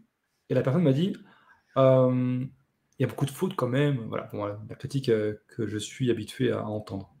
Et moi, je lui dis, bah, écoutez, ça permet de filtrer les intolérants. Alors, ça ne permet pas d'être moi, de ne pas faire attention. Je fais attention. Malheureusement, encore aujourd'hui, ben, quelques erreurs qui se glissent par-ci, par-là. Mais ça me permet de faire un filtre d'intolérance. Et ben, écoute, ça peut être ça, en fait. Cette difficulté-là que j'ai, ça peut être une force pour savoir avec qui je peux travailler ou non. Parce que, à côté de ça, j'ai eu depuis un mois des centaines de conversations. Et c'est la première fois, je crois, que j'ai cette critique-là. Elle était pas méchante, hein. Je pense que c'était plutôt constructif. Mais mais voilà, je l'ai retenu parce que ça me touche aussi. Mais c'est un filtre, en fait. Bien sûr. Si elle ne tolère pas ça, et je pense que ceux qui ne tolèrent pas ne répondent pas, en fait. Donc, bien sûr. En vidéo, c'est pareil. Si on n'aime pas votre tête, c'est sûr. possible. Tant pis. Tant pis. Mais en même temps, on peut se montrer. C'est vrai que ça peut amener ça aussi, parce qu'on peut se cacher derrière un texte, une image. Ouais, de l'orage. Souvent, je vois la photo de profil où c'est un chien, un chat, bah voilà, bah quand on se met en vidéo, on expose aussi qui on est, bah, son aspect physique, et ça peut aussi être un filtre par rapport aux autres. Malheureusement, enfin, ou heureusement, c'est partie de ça aussi.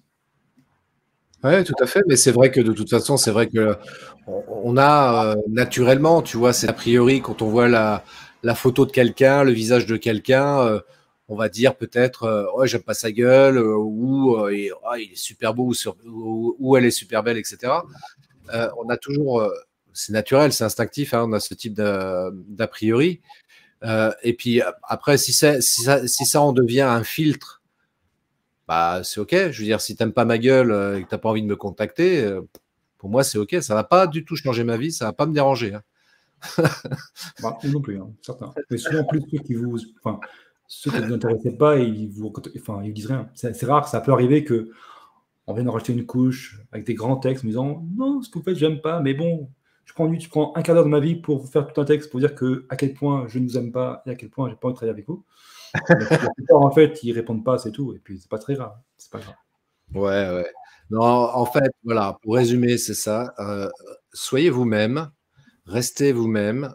Euh, euh, Surtout quand tu es entrepreneur, vraiment, c'est vraiment indispensable de rester soi-même et puis surtout bah, de faire ce que tu as à faire avec passion, et puis le désir éventuellement d'apporter quelque chose auprès des personnes qui apprécient qui tu es et ce que tu fais. Et puis voilà, puis les autres, c'est pas grave. De toute façon, comme on dit, il faut tout pour faire un monde. Donc, partant de là, on va pas empêcher les gens d'être jaloux, envieux ou critiques par rapport à ce qu'on fait.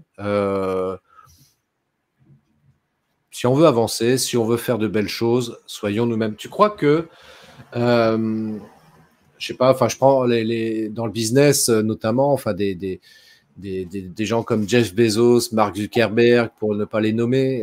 Maintenant que je les ai nommés, l'algorithme est notifié quelque part. Mais tu crois que ces mecs-là, tu as des gens qui les adorent et puis tu en as d'autres qui les détestent. Mais dans les deux cas, tu crois que ces gens-là, ils en ont à faire quelque chose de savoir qu'ils sont détestés par des gens? Ils le savent qu'ils sont détestés par des gens, mais ça ne les empêche absolument pas de continuer à faire leur business, de partir sur des nouveaux projets éventuellement, etc. Ils s'en fichent royalement, quoi. Donc, enfin, j'ose espérer en tous les cas qu'ils fonctionnent comme ça, parce que surtout quand tu as une très très forte notoriété comme ces gens-là, moralement, il faut le gérer. Donc, quand on est à notre niveau à nous, dans le sens où on n'a pas du tout la même notoriété que ces gens-là, prenons l'habitude et apprenons justement à être confrontés à des haters, à tous ces gens-là, à tous ces critiqueurs, etc. Et apprenons déjà à gérer à notre niveau les rares fois où on se retrouve confronté à eux. Et puis, comme ça, quand on aura une notoriété beaucoup plus importante, et c'est vraiment tout ce que je peux souhaiter à chacun d'entre vous, eh bien, ouais, vous direz, bah, avant, j'avais qu'un Pékin par mois qui me critiquait, maintenant, j'en ai 10 000 par mois. Ben, c'est OK, c'est pas grave, on fout. Et surtout, ben, voilà, dernière chose, dernier conseil, quand on commence, ne pas faire attention aux résultats non plus. En fait, une vidéo, il y a 2 vues, c'est pas grave.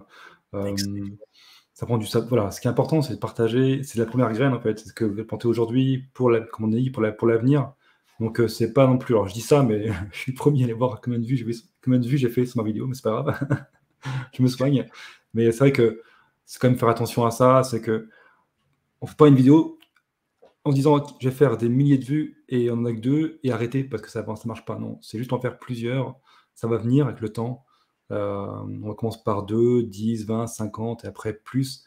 Mais peu importe le nombre, en fait, ce qui compte, c'est de se faire plaisir déjà dans un premier temps, à soi, apporter de la valeur aux autres.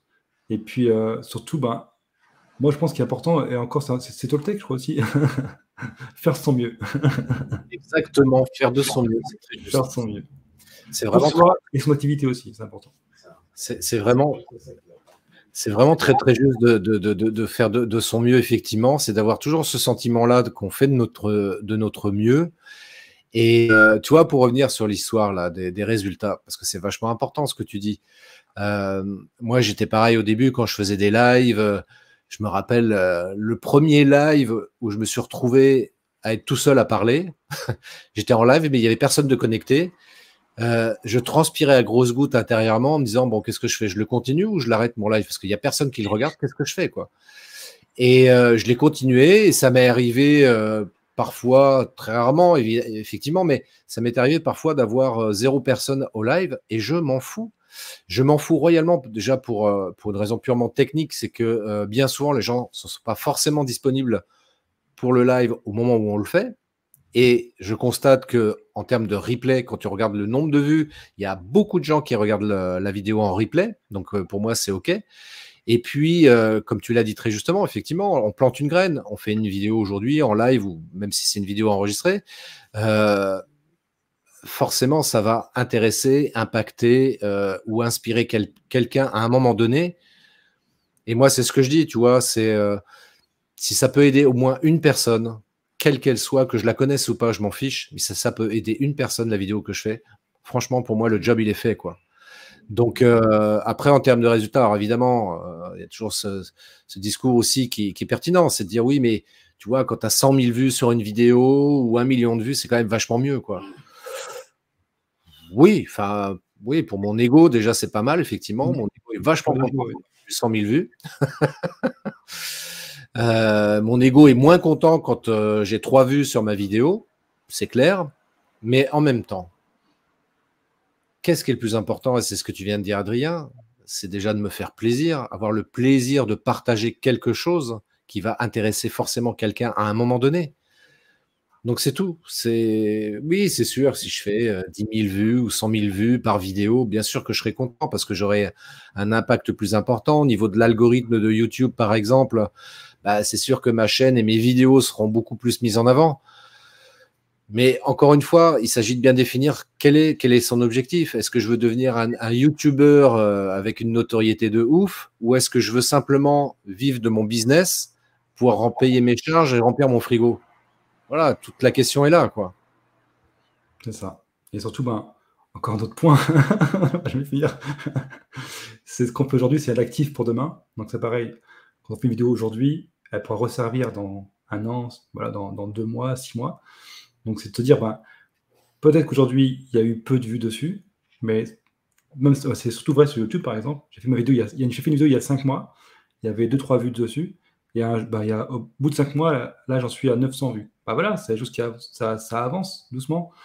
Et j'ai fait d'autres vidéos aussi sur d'autres formats, sur Facebook, par exemple. Bah, je sais que je ne les ai pas faites dans le vent parce que même si elles disparaissent au bout d'un moment, enfin, en tout cas, on les voit moins, bah, je peux toujours les reprendre pour les remettre à un autre jour quand je serai en vacances, par exemple, ou quand je ne serai pas disponible, quand je serai moins bien. Et du coup, c'est un actif que j'ai créé. Et ça, c'est important de se dire ça aussi. C'est que plus on commence tôt, plus on accumule de vidéos et plus on a d'actifs pour l'avenir aussi. C'est important aussi pour son activité et pour sa continuité, en fait. Ah, mais complètement, complètement. C'est très bien vu de voir les choses de cette manière-là, effectivement, de considérer les vidéos que l'on fait comme des actifs, parce qu'effectivement, déjà, ça peut te permettre de recycler tes vidéos quand tu es en vacances et de pouvoir continuer toujours à être visible et occuper le terrain, comme je dis, en programmant des vidéos comme ça.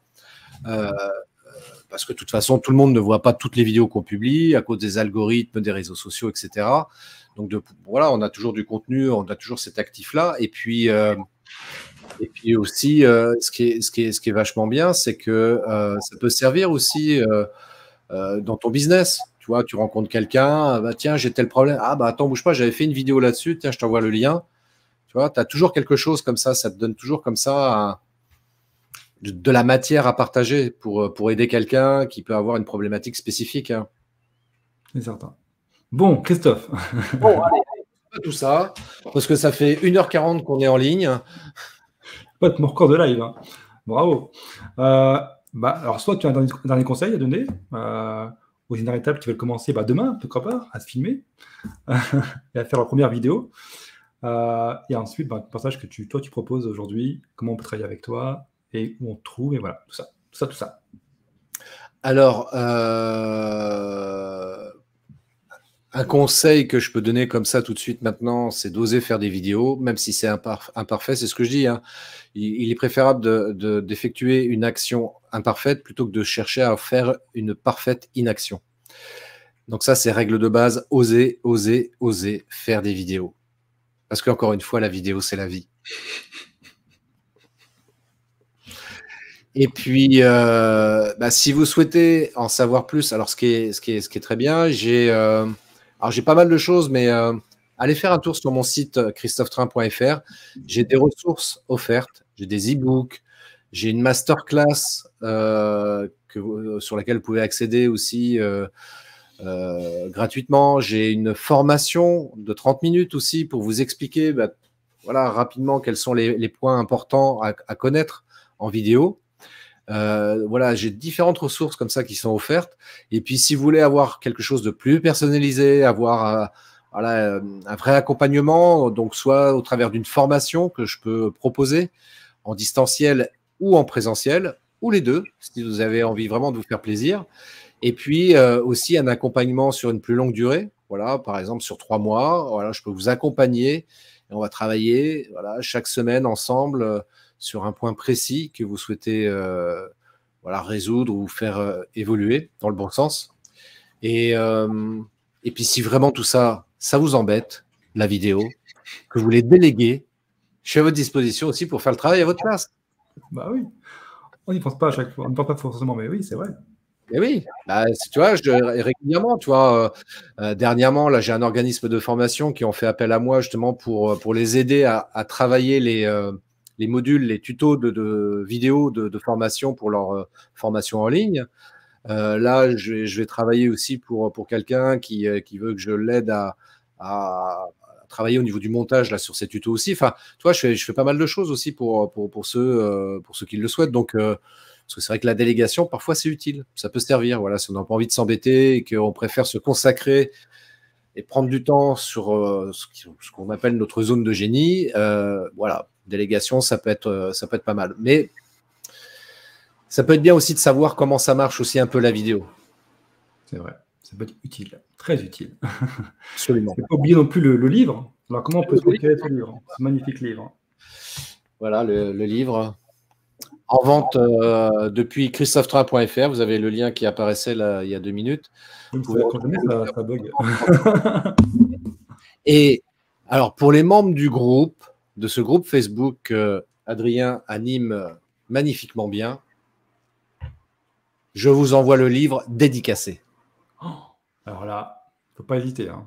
Alors là, pour le coup, voilà. vous mettez vous me contactez moi ou Christophe directement en message privé et on vous enverra le livre dédicacé. Alors là, c'est juste magnifique. Merci Christophe. Avec plaisir.